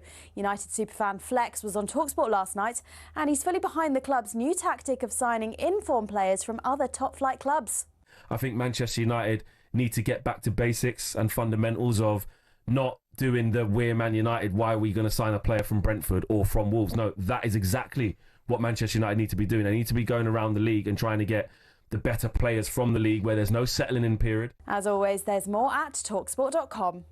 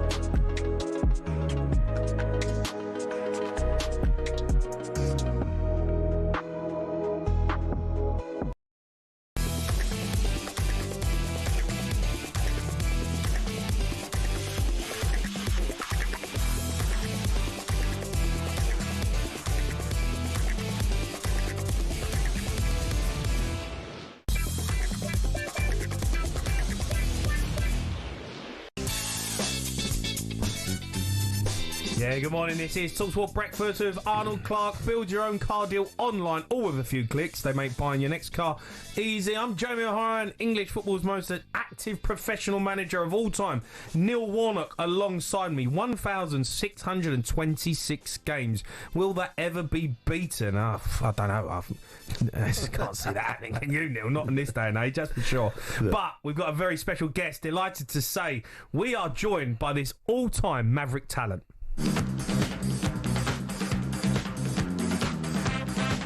Adel's the best talent that I've ever seen. You know, he could nutmeg a mermaid. Oh, brilliant. Through the legs of Allen. Is there a finish? There is! Brilliant! Taarabt! He'd go around 6 players and you'd be like, mate, any danger for this kid possible? But his ability, when he had it, was just a joke. I watched him for 20 minutes, half an hour. Some of the things he did, and I called him over after and I said, Adel, they say you've gone, you're not involved. I said, well, you know, Saturday we play West Brom, best top of the league they are, and you'll be playing. Taarabt fires into the corner of the net. Great goal. Adel Taarabt, he'd only been on the pitch 30 seconds, cut inside and hammered a glorious shot into the top right-hand corner. Yeah, broke through at Lons before securing a life-changing move to join up with the likes of Dimitar Berbatov, Robbie Keane and my good self at Tottenham. Showed flashes of unbelievable ability before ripping the Championship to shreds for Neil Warnock at QPR, winning the title at ease. He also won 30 caps for Morocco, played for AC Milan, Benfica, and continues to ply his trade UAE for Sharjah FC. Happy to say Adel Taarabt is on the show. Right, Adel? How are you, Jamie? Good? Yeah, I'm good, mate. I'm good. How are you? Good. Well, I never thought you'd be on the telephone this morning, you son. I bet money that you wouldn't be on that telephone today. No. If it was not for Neil Warnock and of course Jamie as well, I play with him at Spurs. I'm not too much into media, but I said I have to do it. Yeah, Adel, mate. Honestly, it's really good to speak to you, mate. And Neil's buzzing that you've come on because I don't know if you know this, Adel, because obviously you're over in Dubai playing your football, but over here. Your iconic season that you had with QPR is still talked about now. Everyone goes on about it. Do you know, this morning, Adel, I came to work, 6 o'clock start, can you believe it? But on my way to the studio just up here, I was stopped by 2 people who were QPR fans, both wanting photographs and that, but they both said, what about Adel Taarabt? But that's it. I said, listen, don't talk about him this time in the morning. It might get, but they all remember. Yeah. And I've been telling them about that ball, the best ball I've ever seen. You outside of your foot, in front of the dugout, to Wayne Routledge, and he took it brilliant. I thought, what a goal that was! Yeah. No, I mean that season was unbelievable. I think it will never repeat this season because we smashed the league that season, and we were not the best team by.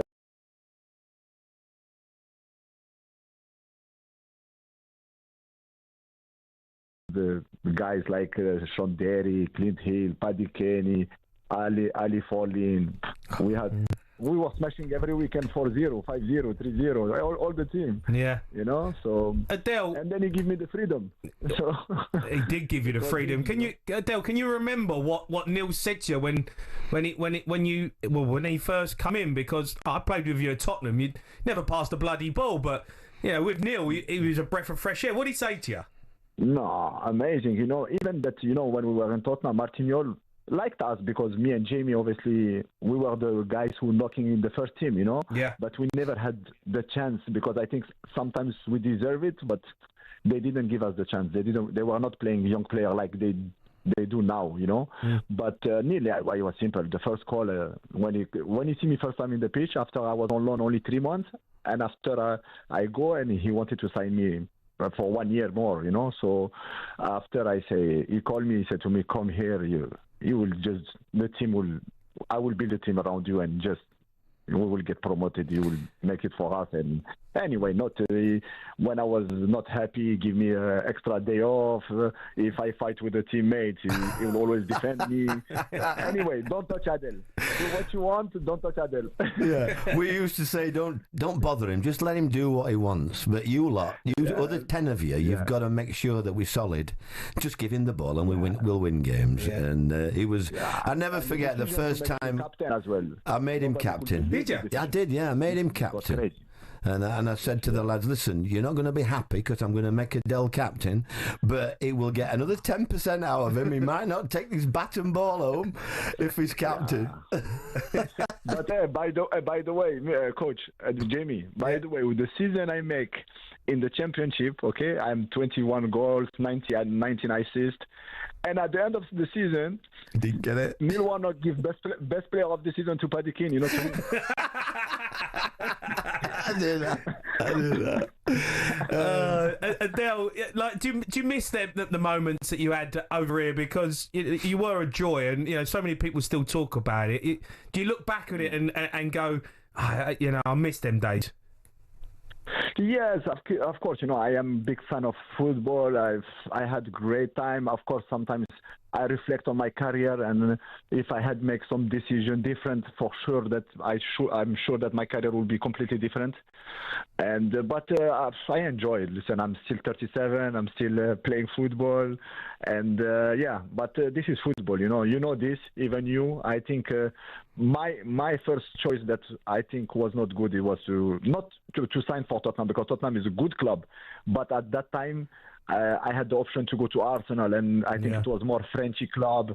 For me, it would have been easy with Arsene Wenger, a lot of French players, and they were playing like, you see Fabregas when he arrived, he was younger. Tottenham, I arrived in the dressing room, he was with me, Robbie Keane, Berbatov, big characters, difficult to get a chance. And I think some decision I should do. But I followed Damien Comolli, because Comolli was in Arsenal. I should go to Arsenal, and Comolli suddenly signed in Tottenham, he bring me there, you know? Yeah, I remember Damien, yeah. Adel, you went to AC Milan and Benfica. I mean, you've had an unbelievable career. Yeah. Do you think Neil should have got an opportunity at a big club like that? Neil? Yeah, Neil. You think Neil for sure? Yes, sure. I don't think I could ever take it. I mean, sure, but I want you to come on my show at the London Palladium. Yeah, and it's the 18th of September. Write it down, Adel, will you? I've got, because Jamie Mackey, Clint Hill, Ali, and Tommy Smith, they all said that you would not turn up. Yeah, but Coach, how much I love you. I know you, your wife, your kids. But I still have it. I'm still angry about something. The year I make a championship and my deal don't go through to PSG, and this is still here. So because after the championship season, I have the offer that QPR should accept that I go to Paris Saint-Germain. This is the first year where the Qatari buy the club and this. And at the end, Tony Fernandez, the club, didn't accept because there was 40% sell on to Tottenham. It was not enough for them. And then I think it was like something will have changed my career, because going back to you can't blame me for that, Adel, can you? and after you take me out and you bring Joey Barton and give him the captain to Joey Barton. So don't forget this. Adel, we've been talking about you wearing the black gloves and all that. Can't get away with that with Neil, could you? How'd you rock up and? You was with me in Tottenham. I was playing always with clubs and this, You can't get away with that with Neil. He was like, I've got to take his black gloves off him. I said, can you remember the first day I saw you in that practice match, Adel? You had your black gloves on, and the guy was saying to me, I said, who's that? He's Adel Taarabt from Tottenham, Gaffer. You don't want to know him, he said. He'd get you the sack. He'd get you the sack. Unbelievable. Yeah, he said that to me about you. Everybody, but they give me that reputation. I don't know why. I know. But it just shows you, because I remember playing you that first game, West Brom, and we won. And you never look back. I said, listen, Adel,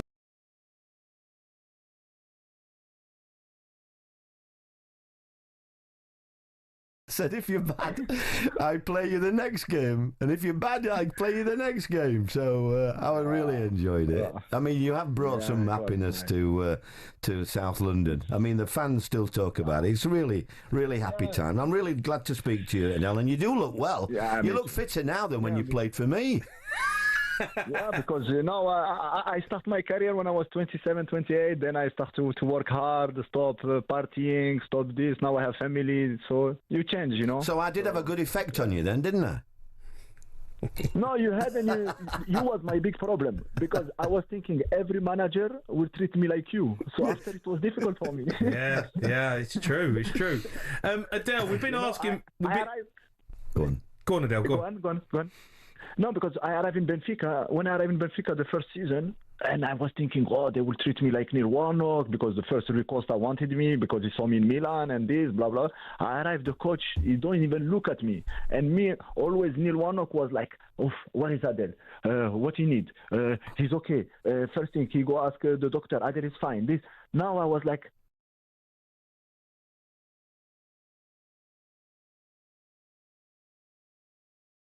and after Bruno Lage come, that he was in Wolverhampton, the coach of Wolverhampton, and he come in direct. He did like Neil Warnock did to me. He said to the president, "I want no one player in this position. Adel, I love Adel. I want Adel. And then boom, my career again clicked on, and I start to play like a number 8, and I played there for 5-6 years. So it was amazing, Yeah. So, Adel, honestly, mate, it's so good to speak to you. Neil's been singing your praises, and it's nice to know that. You feel the same about him, because people talk about it for years. And I played with you, Adel, and you were the most frustrating player ever. But the ability that you had, I always talk about it. People say to me, the best player you played with, you say, Modric, Berbatov. I say, but Adel, the ability you used to do in training when you used to just nutmeg people for fun, and Jimmy, to be honest, now I'm fan. I watch the football, I watch the Premier League, everything. Now football changed, not like our time. Our time was so much skill, player dribbling, taking a risk. Now when I watch the game, even the Premier League, which is the best league, I am bored to watch. There is no player no more like Coutinho, Eden Hazard, and you see the price of the player. I don't like to criticize, but you see Brentford, 71 million to United. I'm thinking, imagine the price of Eden Hazard, this kind of players before. What would be now? It would be 1 billion. What would be? Game's changed. I know. Crazy. Game's changed, mate. But listen, thank you. Just before you go, Adel, thank you ever so much. Yeah. You gave me one of the best years of my life, and one of the biggest challenges I've ever had. And to come out like we have, when I see people stopping me in the street and telling them, thank you for that year. Adel, how good was he? And I think back, we had problems, and it was hard work at times, but the pleasure that you gave me and that you gave the fans, fabulous. So thanks again, son. Yeah. No problem. You're welcome. I always think like you're my father, so you will not change, never. So I can never forget what you did. And next time you come on, will you watch your language, please? Okay, or I'll be fining you. The people, they like when you are natural. You don't have to play that. You have to speak normal. Adel, you're an absolute legend, mate. Make sure you go to his show. Thank you, Jamie. Thank you, Jamie. I hope you are good. Your family good. I'm all good, mate. Adel, really good to speak to you, mate. It's good to speak to you. Good luck. Good luck at Sharjah this season, mate. Speak to you soon. Thank you. Adel Taarabt there. What a legend. Great guy. He's a good lad. He was. I would have bet money that he would never have turned up this morning. But he was. He just had that. I was glad that I persevered, because, you get feelings, and he's never been my type of player. No, of course. And it was the first time in my career that I just went on a gut instinct when I first saw him, because we weren't scoring goals, QPR. And I watched that practice match, and they told me he'll get me the sack and all that lot. But I watched him and I thought, I'm going to go with him. I've just got a feeling about him. And I think we had 14 games left to stop relegation, and we just did that. And then the rest is history. And fabulous year. Yeah, really, really good to speak to him. Thanks for coming on, Adel. Up next, we're going to turn our attention to transfer market. Emi Martinez to Manchester United. Really?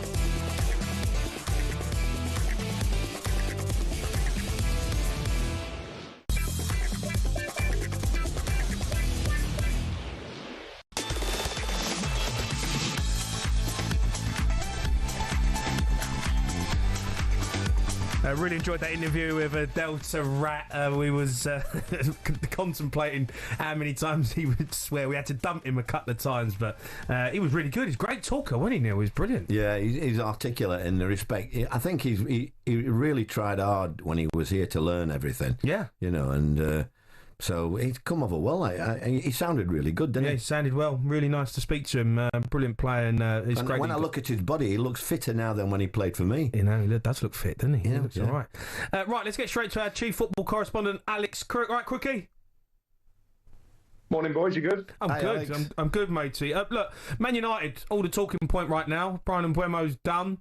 Cunha's done. They're still looking at a few others. Nicholas Jackson, Emi Martinez. What you reckon we're going to see more signings? Yeah, I think the focus at the moment is on getting players off the wage bill. They've got their two top targets at the start of the summer in Matheus Cunha and Brian Mbeumo. Obviously, the Mbeumo one took a bit longer than maybe a lot of people expected. I think it was 44 days in total, which, as our colleague Laurie Whitwell at The Athletic has pointed out this morning, is a bit ironic because United only scored 44 Premier League goals last season. Cunha and Mbeumo got 35 between them, so I think straight away it improves them at the top end of the pitch. They want a number 9, but I think it's going to be difficult unless they shift Rasmus Højlund to pay big money. And in terms of a goalkeeper, I still feel like a lot of this Emi Martinez talk is being led by his camp as opposed to United. He is on a list of targets, but again, I don't see them spending big money unless Andre Onana is sold. That's difficult because he's out injured at the moment. Sonny Lammers over in Belgium, currently playing for Antwerp, I think is a more likely addition. But in terms of the players going out, obviously Marcus Rashford has touched down in Barcelona. I think he's due to train with Barcelona today, so that loan deal will happen. There's a £30 million buy option included, Barcelona covering all of his wages. But what are the other 4 that Manchester United want to get rid of? Garnacho, Jadon Sancho, Anthony, Tyrell Malacia. None of them will be travelling with United when they head for the States for their pre-season tour.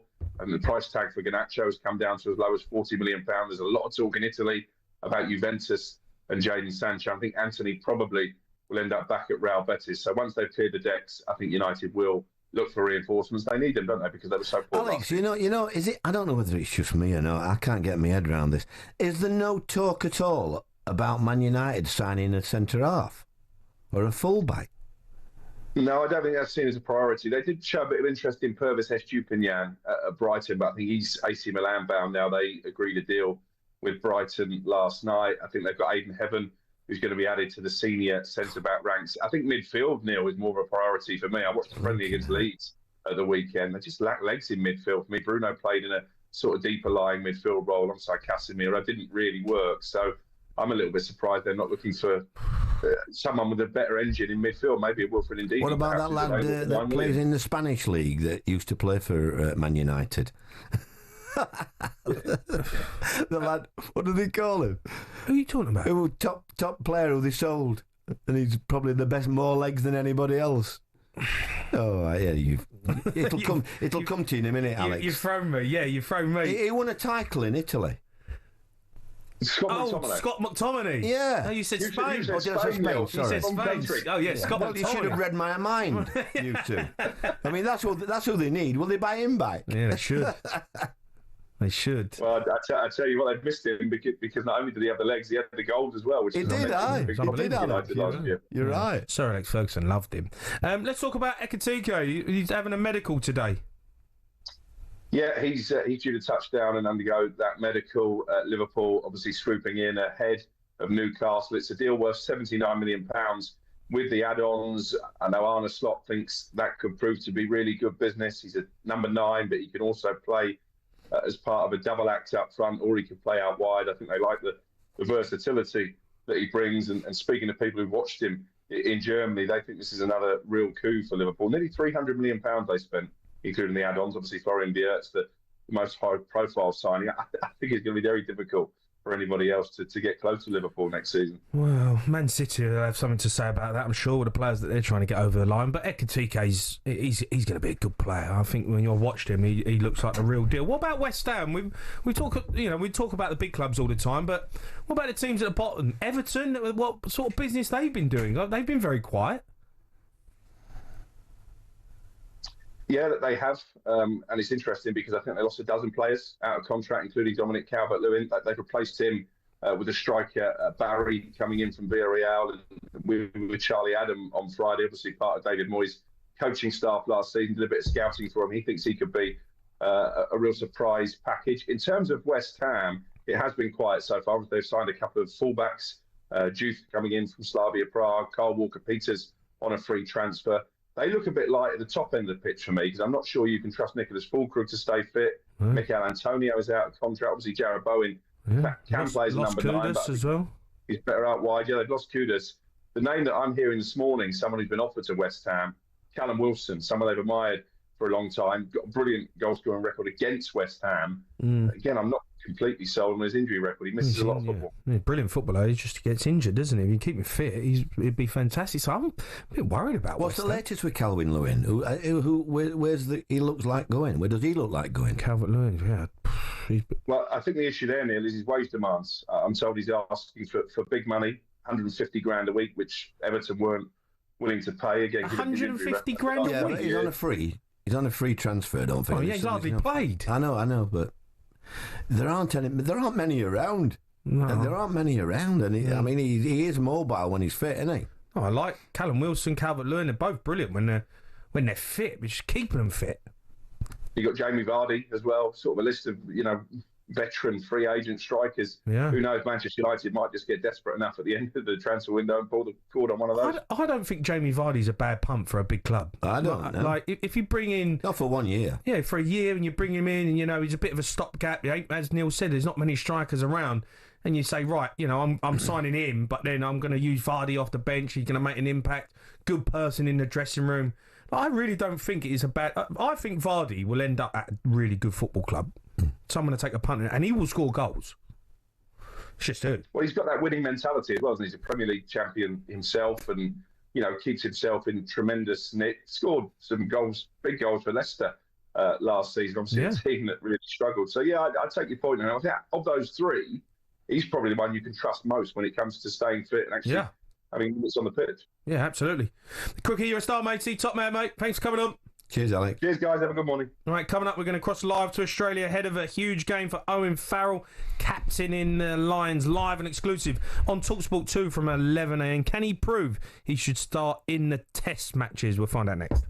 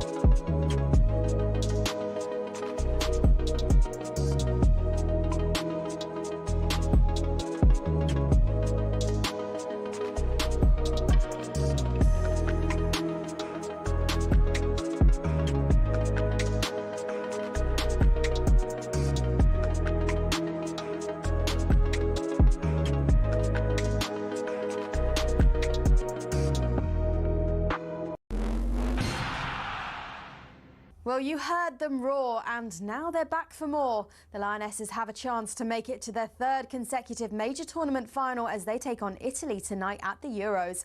And we asked ex-England striker Tash Dowie whether they go into this one as the favourites. Absolutely they are. I think Italy, out of the 4 teams that are left, are the underdogs, and Girelli was actually interviewed about that and said that that's completely fine, but games aren't won on paper. Games are won on the pitch, and you know, Italy will show a lot of passion. They've got nothing to lose.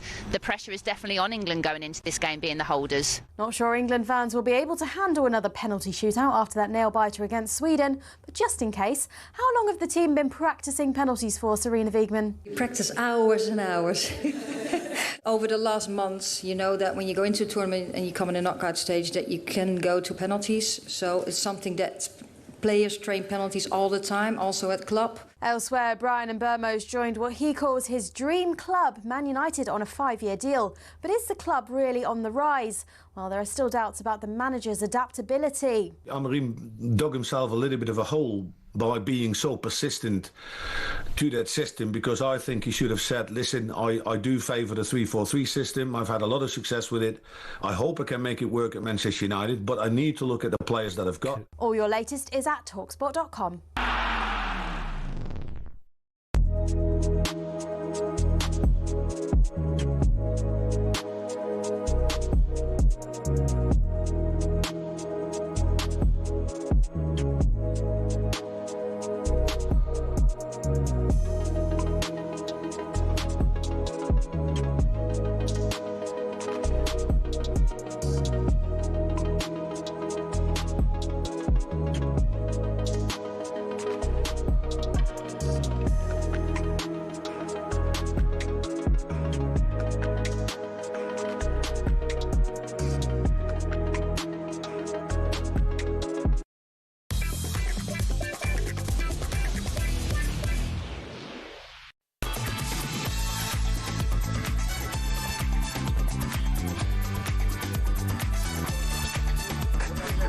You are listening to talkSPORT Breakfast with Arnold Clark. Get the UK's best U-car deals guaranteed. I'm Jamie O'Hara and I'm joined by Neil Warnock. Now, fresh from beating Australia 27-19 in the first test.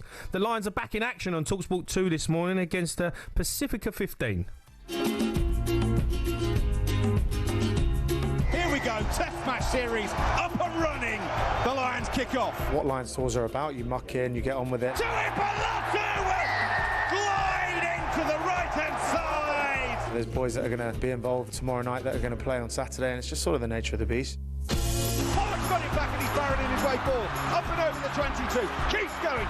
5 metres out. Can he get the offload away? Yes, he can. It's a brilliant indication of just how good a talent Henry Pollock is. I want to come on this tour and just be a sponge, absorb as much as possible, and I think I've done that. There's world-class players there, and if you're not learning, then you're in the wrong place. Owen Farrell steps back, strikes it right-footed. The Lions fans like it. Owen Farrell likes it. Bloke's rugby royalty. Like he goes down as one of the best ever, and this confirms that. Lead the boys out tomorrow will be great. I want us to be the best we can possibly be. Pangram also with Gordon on his back. Has BPA done it? Yes, he has. It's a special occasion. We get to really show who we are, playing for family. They know it's there. They know that there's an opportunity with the prize potentially of being involved in the second or third test. Yeah, Owen Farrell will captain British and Irish Lions against First Nations and Pacifica in Melbourne. It is Farrell's first start of the tour after an appearance off the bench against On's Invitational in Adelaide, and it marks the first time in 4 tours that he's skippered the Lions. Let's build up to the game. Former Lion Ben Kay joins us. Right, Ben? Morning, Jamie. Morning, Neil. Hi, Ben. Ben, are you surprised that he's captaining the side? Not at all, really. I think, that was the reason he was brought in. He was never brought in unless there was an injury to come into the test team. But I think the reason they went for him is because of all that experience when maybe some of the players didn't get selected for the first test and they were going to be playing in this game. He is the standard setter, he's the benchmark. And to have him around everyone else going, you might be dealing with some disappointment, but we've got a job to do here, boys. Let's go out and prove the coaches wrong and try and get you into the third test team. Yeah, but look, Ben, is there any chance that players in this team today go out there, put in a stellar performance and get themselves in that test team? There is, but part of that will come down to where the other opportunities are. So there's a couple of players that weren't brilliant in the first test who'll be under a bit of pressure, and there's also been a couple of injuries within the squad. So Blair Kinghorn starts at fullback tonight. Everyone was thinking that had he been fit last week, he would have been starting this game. We've also got James Lowe, who started last time out, didn't have a brilliant game, so they could even bring Blair Kinghorn onto the wing if he gets through tonight. Okay, and then the back row, not necessarily, the back row was absolutely brilliant for the Lions on Saturday, but the bench weren't brilliant when they came onto the field. So there's probably a few guys playing tonight and in and around the squad tonight that have an opportunity to get themselves onto the test bench for Saturday. Ben, did it surprise you how poor, poor, the Australians, you know, like I said earlier about when we play them at cricket, I love to bash them and smash them, and the rugby, I thought they'd come out fighting, but we actually started the game on the front foot, and they never had a look in, did they, really, that first half? No, they didn't, and the Lions actually should have been out of sight. Yeah. And the score, you could say, probably flattered Australia, but they came back and they did what they needed to in the second half. But certainly the Lions had taken their foot off the gas. Was I surprised? I think when we saw the selection, the worry for Australia, they were missing their two biggest players, their two most powerful players, Rob Valentini and Will Skelton. Right. And without them, the Lions came flying out of the blocks and completely dominated that first half physically. And rugby's a simple game. They had a young 10, Michael Liner's son Tom, playing on his first start. If the 10's not going forward onto the ball, he's not going to look very good. And by contrast, Finn Russell had all the time in the world in that first half and was probably the player of the half. So that's the simplicity of the game. You have to be physical, you have to win the collisions, and Australia, traditionally they don't have the biggest players, but when they're missing their two key players, they were always going to be struggling. It'll be very interesting whether they rush them back for this week. Yeah, what are we going to see different from Australia? Because obviously the Lions looking good. Because I bet it hasn't gone down well, has it, over there? No, it hasn't, and Australian rugby's maybe struggling a bit. They've got so much competition. You've got Australian rules football, which is huge down here in Melbourne, and then up in Queensland and New South Wales rugby leagues, the king football. So it hasn't gone down particularly well. They need a response. Their backs are against the wall. I expect them to be better, but you'd also expect the Lions to be improved as well, because they haven't played together as a unit until last week, because they've been chopping and changing. Yeah, I mean, there's not a Welsh player in the squad, and when I was at Cardiff, I went to watch the Wales versus Australia game, and I have never ever heard a crowd with a national anthem before the game. Sent shivers down my back. And then when I look at the record, with Wales not having a player involved in the Lions, really struggling, and Australia now, it's I hope it can get back together, because we need a good Australian team, don't we? Really, to make we do. And we need a good Wales team as well. Yeah, they're both suffering with a similar problem, really. And actually, you've got so many Welsh fans out here supporting the Lions, and there are a few that are a bit noses put out of joint that they've come all this way and they're not getting to see one Welsh player in the team. In previous years, obviously when Warren Gatland was there, the team was full of Welsh players. So it is a problem, but I guess that's the problem with the Lions, that every 12 years they go to a country like Australia, and if they happen to be in a bit of a rut at that time, the tour's not quite as good. But we're hoping that the Australians turn up at the MCG on Saturday and put in a performance and maybe even take it to the third test in Sydney. Ben, you're a star, mate. Thanks for coming on. Cheers, Ben. Cheers, guys. Ben Kay there. You're here. Owen Farrell, captain the Lions for the first time over on talkSPORT 2 from 10 a.m. this morning. Kick-off is at 11. Another quick one for you, Neil. A clip has gone viral. Rio Ferdinand and Michael Carrick doing a podcast, and Sir Alex Ferguson interrupts them. Both Rio and Michael look terrified of Sir Alex. I guess as a manager, especially Sir Alex, did you have players who you get like when you spoke, you just shut up and listen? I think obviously when it's somebody like Sir Alex, it's you're in awe of them, aren't you? As players, and you never forget that. Even although you've had all the success and you've done what you've done for the club, you're still always in awe of the manager, the gaffer, really. Yeah. And I don't think that will change. I think it's amazing that you wouldn't think these type of players would be like that, but they are. They've got that respect. There's respect as well. I mean, even when Adel come on, he still calls you coach, still calls you gaffer. You know, like I still call Dean Saunders my gaffer. He's the worst gaffer I ever had. But it's a respect thing, isn't it? Yeah. And you know, with Sir Alex, you straight away if he says, "Oi, shut up," you're definitely gonna listen to him. That's for sure. Coming up, brand new feature, Neil Warnock. Oh no. We're gonna. I don't know if it's a stitch up. It might be.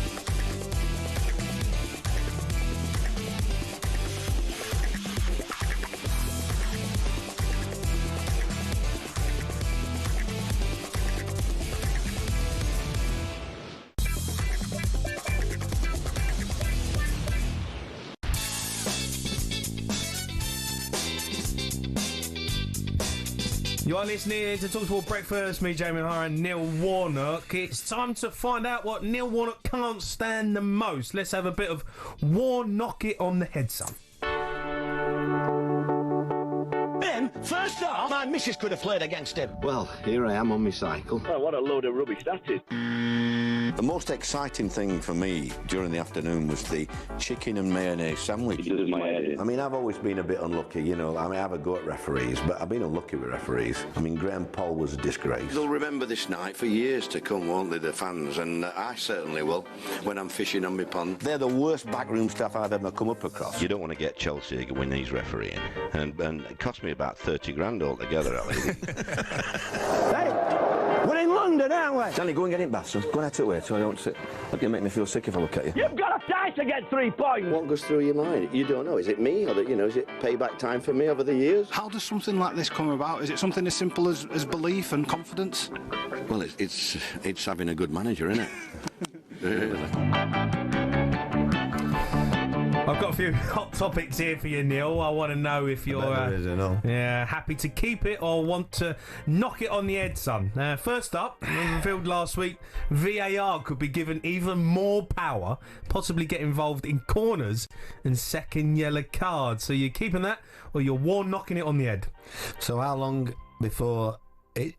we don't have referees, we just have AI doing the whole lot. I don't know. I think it was a good idea for goal line technology, but I think even I would say I'd rather them make mistakes. I think it's made the jobs... I think they've become a bit lazy, referees, because they know they've got VAR behind them. Yeah. So they don't make decisions at times knowing that they'll come back or the other way around. So I don't like VAR at all. Knock it on the head? I would knock it on the head. Yeah. What about referees? I've always knocked them on the head, haven't I? Dear me. I mean, they are poor, dear me. I mean, I thought there were some poor ones in the Championship when I was there last year, or year before last. And then I've watched them and they've all been promoted to the Premier League. So I don't know how they do it, all these marks and what have you, but nothing changed. How many times did you go into a referee's room after a game and you want to just have a right Barney with them? I bet they hated. No, I didn't. I used to go in after most games and thank them and what have you. I did, but that doesn't sell papers, does it? That doesn't give you laughs and that. Nobody wants to know that Neil Warnock's nice to referees. I even went in last week in one of the games that we had and said, I really enjoyed your performance tonight to the referee, which I did. So it's, it's not all like that. It's just that you only hear about the bad bits about me and referees. Referees in non-league, mate. Let's go there. Pulling my hair out every week. Two-time darts world champion Gary Anderson said yesterday, youngsters are boring, absolutely boring. You talk to them, they're too busy looking at their phone, they're sitting on their phones with the earphones in, don't talk to you, completely different life. So, new generation of youngsters, are you keeping that or are you knocking it on the head? I would definitely ban all the kids, all the teenagers, from using the phone after 6 o'clock at night or 7 o'clock at night. I wouldn't have any phones anywhere near schools. I wouldn't let anybody take a phone into school. Just things like that. I think we'll have to do something like that because I think it's getting out of hand now. What about headphones when with players getting off the couch? You hated that. Well, I hated that. Yeah. I suppose whatever. I mean, you move on and things move on, don't you? As long as you don't forget. Like I did that because they were forgetting about the fans. The fans still, the fans still are the reason why we play football in this country. Yeah. Make no mistake. And we haven't got to forget about the fans and what they do. I remember, and it stayed with me forever, and it still sticks with me now because I'm lucky enough to work at talkSPORT. People still come up to ask you for a picture or whatever. Mick McCarthy pulled me once. I moaned about, when you used to do like the big get the photos in and you do a signing morning in the morning, before training, everyone would come in, you got to sign the. And I remember I walked in there once and I was like, here we go, there's 200 pictures here to do. And Warnock, Mick turned around to me and he said, James, I'm going to tell you something and this will stick with you. The day no one wants your picture and the day no one wants your autograph is the day you've done something wrong, son. And that stuck with me forever. Well, let me tell you another story. When I was a kid, I used to support Sheffield United, and I think I was about 8 or 9 years of age. I was outside the ground one night after the game waiting for an autograph. So I got them all apart from one, and I waited for this player, and it must have been sort of 6:10. It was chucking it down with rain. And I waited for this player, and this player came out, and I went, could I have your autograph, please? I'm sorry, son, he said, I'm in such a rush, and ran across the road, and I'd been waiting over an hour for this, and I'll never, ever forget that. Yeah. And I thought to myself, if I ever become anything like that, I'll never refuse an autograph or a photograph. Yeah. I mean, it weren't photographs then, but you never refuse anything, and I don't. I never refuse anything like that. But it stuck with me. Yeah, through it's funny what things stick with you, because you think, you know what, you're absolutely right. And when they stop asking you, that's the time to worry. Yeah, that's exactly right. Jason Cundy and me had a little round the sports bar recently over whether it was all right to wear flip-flops into an office. If you're a boss, 9 to 5 workplace, your flip-flops, sandals, sliders. No chance. I think that's lack of respect. Me, flip-flops means you don't give a damn about your appearance. For me, and you've got to have a respect. You've got to wear proper clothes for offices and things. Yeah, I absolutely 100% agree with you. I hope they clip that up and send that to Cundy. That's a lot of I'm actually going to get that and send it to him and say, Neil Warnock's not having you, mate. He'll say, what does he know about it, anyhow? No, he loves you. Yeah. But you're absolutely right. Coming in flip-flops in an office, unacceptable. Daniel Dubois had a part in the build-up to his son's fight against Isak. I think I know the answer to this one. If you're one of your players' dads wanting to have a party in the build-up to the final, you're allowing it, or you're knocking it on the head? Knock it on the head. Yeah, I think there's a time and a place for parents, but it's definitely not. I thought it was wrong of him the other night, to get involved like he did with his son when he was having such a major fight like that, and I thought it showed. Yeah. I didn't think he was at the races from the start. Me. Yeah, no, he wasn't. He was miles off it. Snoop Dogg has joined Luka Modric investing in Swansea City. Yeah, if you're managing an EFL club now and a rapper or music star come up to you, told you what to do, what are you saying? Knocking it on the head? Well, I'd ask him, would he teach me how to rap? Really? I mean, I don't know words, so I might be all right, mate. I might just babble on. Yeah. So it might be all right. I remember the old Wolves owner. He come in and we was getting stuffed, and we was having a bit of a tough time. Mick McCarthy was pulling his hair out, but Mick was a good manager, right? And he come in and he stormed in the office and stormed in the dressing room. He said, "Mick, sit down." Mick sat down. Obviously, he had to, right? He's his boss, and he said, "Lads, this is unacceptable. Can't have this. It's really windy. Get more shots off." Oh, don't start talking to me about get more shots off. Vincent used to ring me at Cardiff in the middle of the night sometimes, and we got a game tomorrow, and he had somebody over in whatever it was, and Malaysia and what have you, and he had somebody doing stats all the time. Yeah. And he used to come on and say, "Neil, we have to have 30 shots tomorrow. We have to have 30 shots." And I said to him, we were playing Liverpool, I think he said, we have to have 40 shots. I said, "Vincent, the whole league don't have 40 shots against Liverpool." Let alone one game. Yeah. If we have 40 shots, we score 3 goals. Stats. Hey, but one day I must tell you, Jamie. Go on. So the lads knew about the phone calls. So one day, I think we're on telly, and he always said the goalie should shoot at times, right? So we had a game where we kicked, and we knew that their goalie stood towards the 18-yard box, so we said, right, whatever you do, take the kick off, win the toss, have a shot.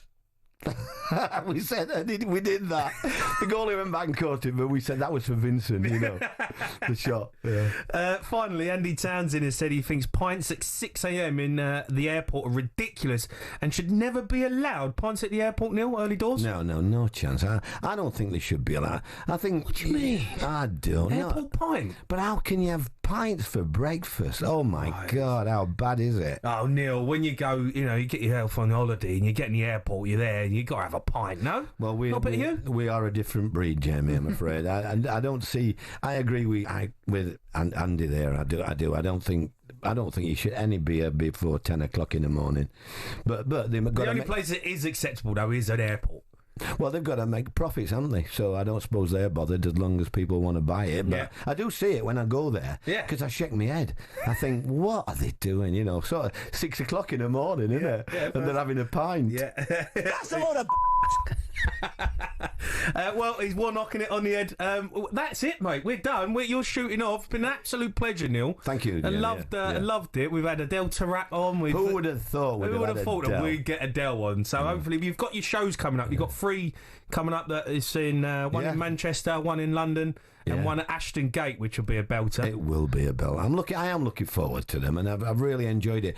I was warned about you, Jamie, but I don't think you're anywhere near as bad as that. What the people said about you. It's been good fun, mate. It's been good fun. I've really enjoyed it. You're back as well, Goodwood, next week with Alan Brazil from 8am. I think they'll have a different answer for you then. You're going to be drinking Whispering Angel, I think, and champagne at Goodwood. Two on a Tuesday. And that, you see, I've been invited into the Coral Box, haven't I? No, mate. You've had a right touch. You're going to be sipping on champagne. You'll be having an airport pint. All the trouble is, at my age now, if I have more than 2 drinks, I've gone. Yeah. I have to go and have a sleep. Have a nap. Yeah. It's been an absolute pleasure, Neil. What a legend you are. Sam Matterface, Simon Jordan coming up next. Alan Brazil and Kevin Nolan tomorrow morning from 6am.